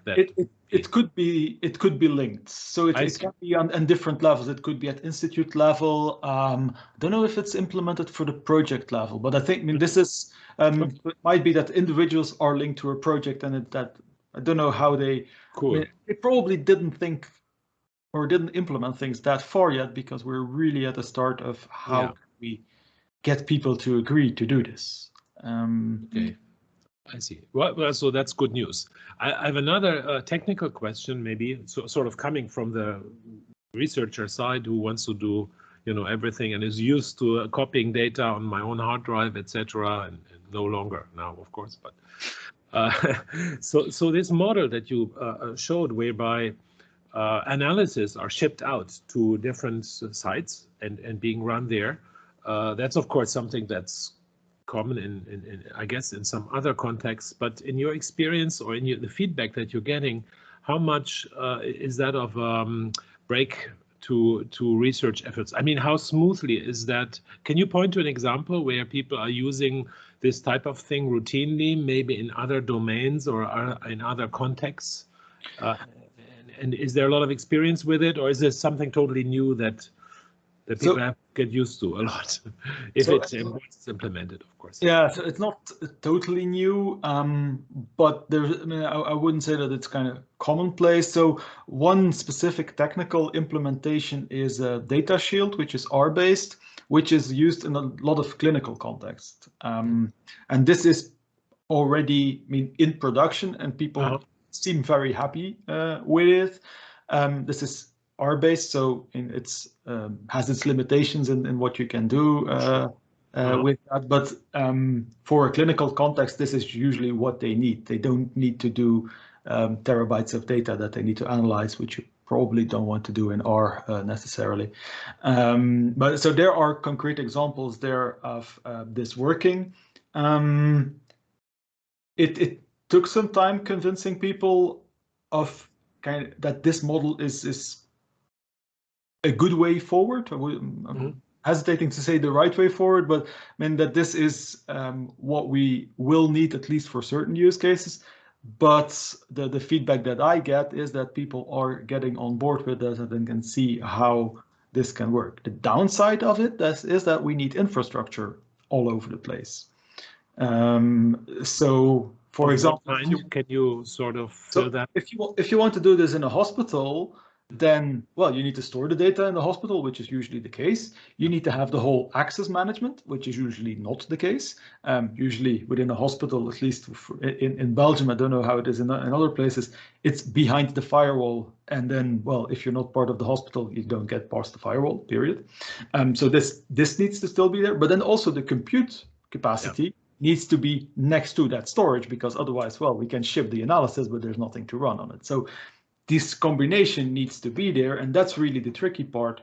How do we organize this? So how far do we go in centralizing certain data within a country in combination with the necessary compute capacity? And how far do we do this for the 1,000 hospitals or 2,000, 5,000, I don't know, hospitals within Europe? Well, probably we don't have funding to do that. So we need to find a balance there. So it's definitely not a trivial thing to do, but for some sensitive data, it's the only way forward. As an alternative to that, is there any possibility that we'll do something different and strongly encrypt data and then do computation on the encrypted data? Yes, so there's a lot of work being done on firsthand encrypting the data, so the script4GH that I mentioned, and analyzing encrypted data even, so that you never need to decrypt the data at any point that nobody can access decrypted data in any point of the analysis. So that is the alternative. That does mean that you need to ship data around. I mean, if it's encrypted or not, it's still the same volume, or it's probably even a bit more. So that has limitations. And especially now with all the genome sequencing and the new technologies, we're talking gigabytes, terabytes of data. If you need to ship this to one place, then this just takes a lot of time, effort, and money. So there's limitations to that model too. I mean, if you're talking 1 million genomes and you want to run an analysis on all 1 million, well, if you need to every time stream them to one place, this is going to get very cumbersome. Thank you. We have another question here in the room. Thank you. Hello, thank you so much for the talk and for addressing this problem, because it's really relevant for the time being, and I'm actually working on something similar.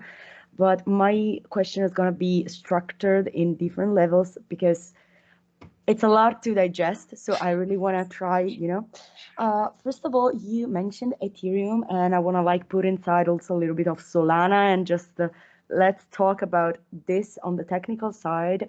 First of all, you said that you're trying to integrate, this for the encryption, and in order to make everything shareable on different levels. With regard with the clinical side, first of all, how do you actually build the infrastructure, being able to create a centralized or decentralized system that actually is enough trustworthy from the people? Because actually, if I think about Solana, if I think about Ethereum, I think about blockchain.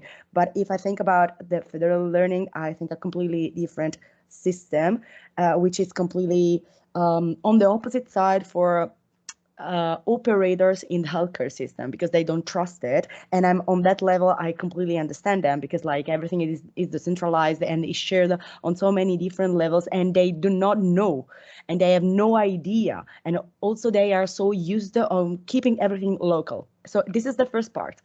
The second part is actually a little bit less general, but really technical.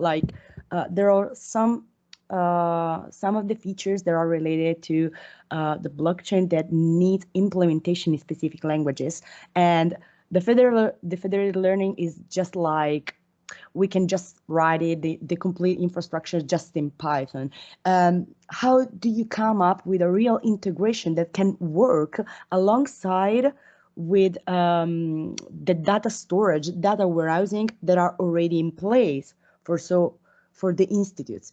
And also, since you addressed the Belgium, we know that the country is basically we can say divided in two parts. So they basically have the EHRs from the Flanders and the EHRs from the French part. So basically also that is completely scattered. All the data are scattered, and like what about the data? Like how do we address to get them and to make them reusable and fruitable from many different levels? Like you have a concrete example of this working, because I have been reading about a paper from 2019, and it was a study in which there were imputed only 3 hospitals, and those 3 hospitals were able to share the data on a federated learning level because they knew each other. Like the 3 hospitals, the 3 systems knew each other, and the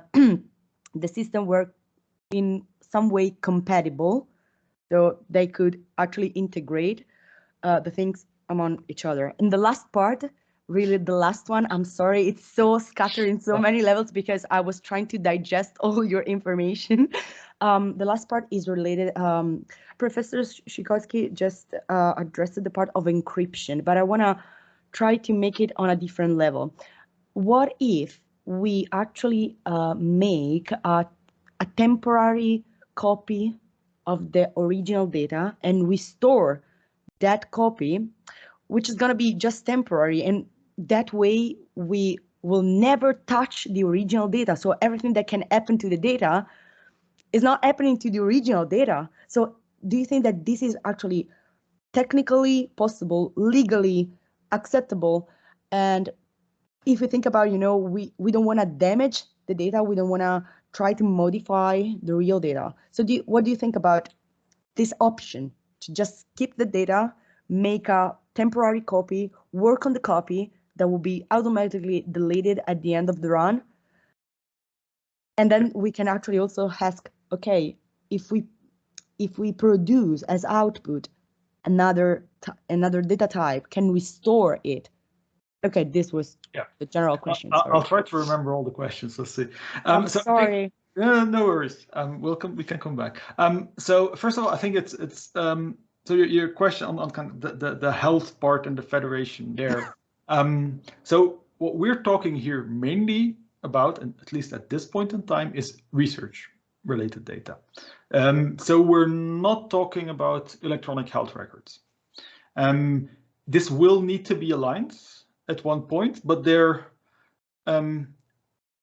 for all practical purposes, they will be different infrastructures, because, as you say, I mean, there's the different stakeholders you're talking to, then healthcare professionals that work with this. This is different than, I mean, they don't care about genomic data. They want variants maybe, and they want to have conclusions out of that, but they don't want to look at which read is there. So there's a difference in concern. So, I mean, these are different things. So we're really here focusing on the research part and then linking to the health data, and talking then specifically for Elixir. Elixir is looking at health data, but this is not the kind of the core business. And we are working with things like Firi and Ecran and other research infrastructures that are doing this, and they're good at that. So these are kind of parallel streams that are happening.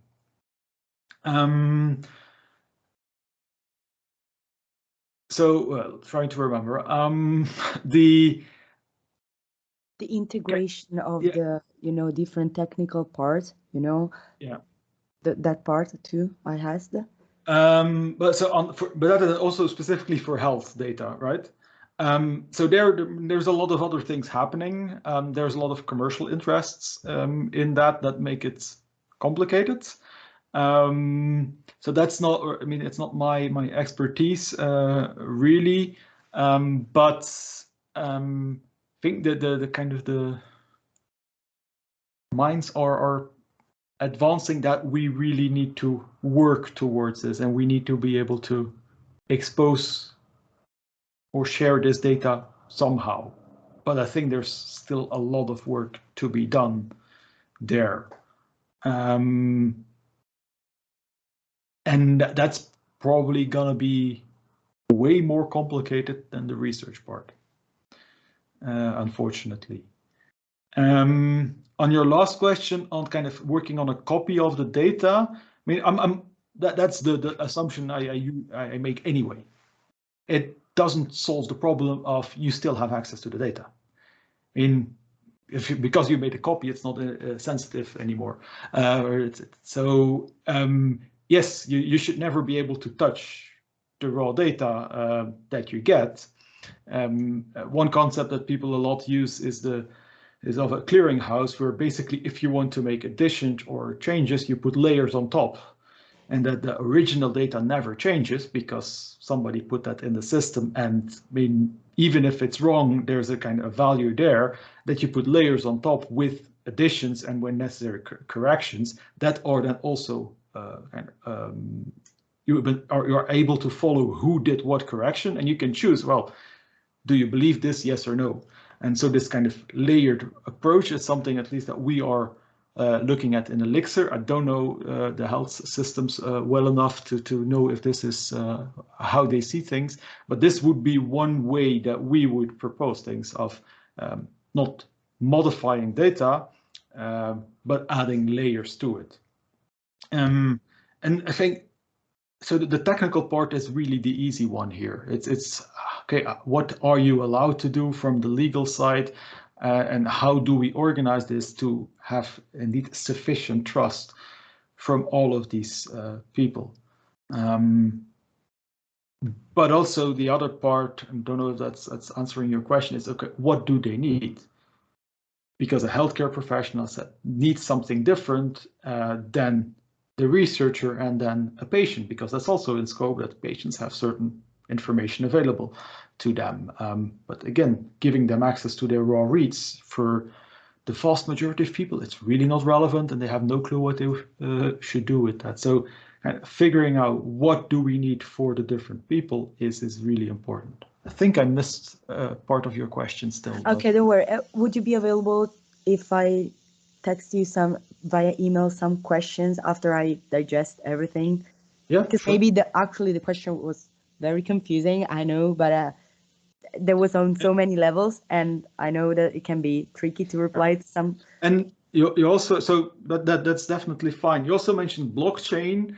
I'm not aware of blockchain being used in these technologies. And for me, blockchain is also not the answer. Blockchain allows you to follow what happens, but it doesn't help you make things more fair or make things more secure. It just, you know what happens.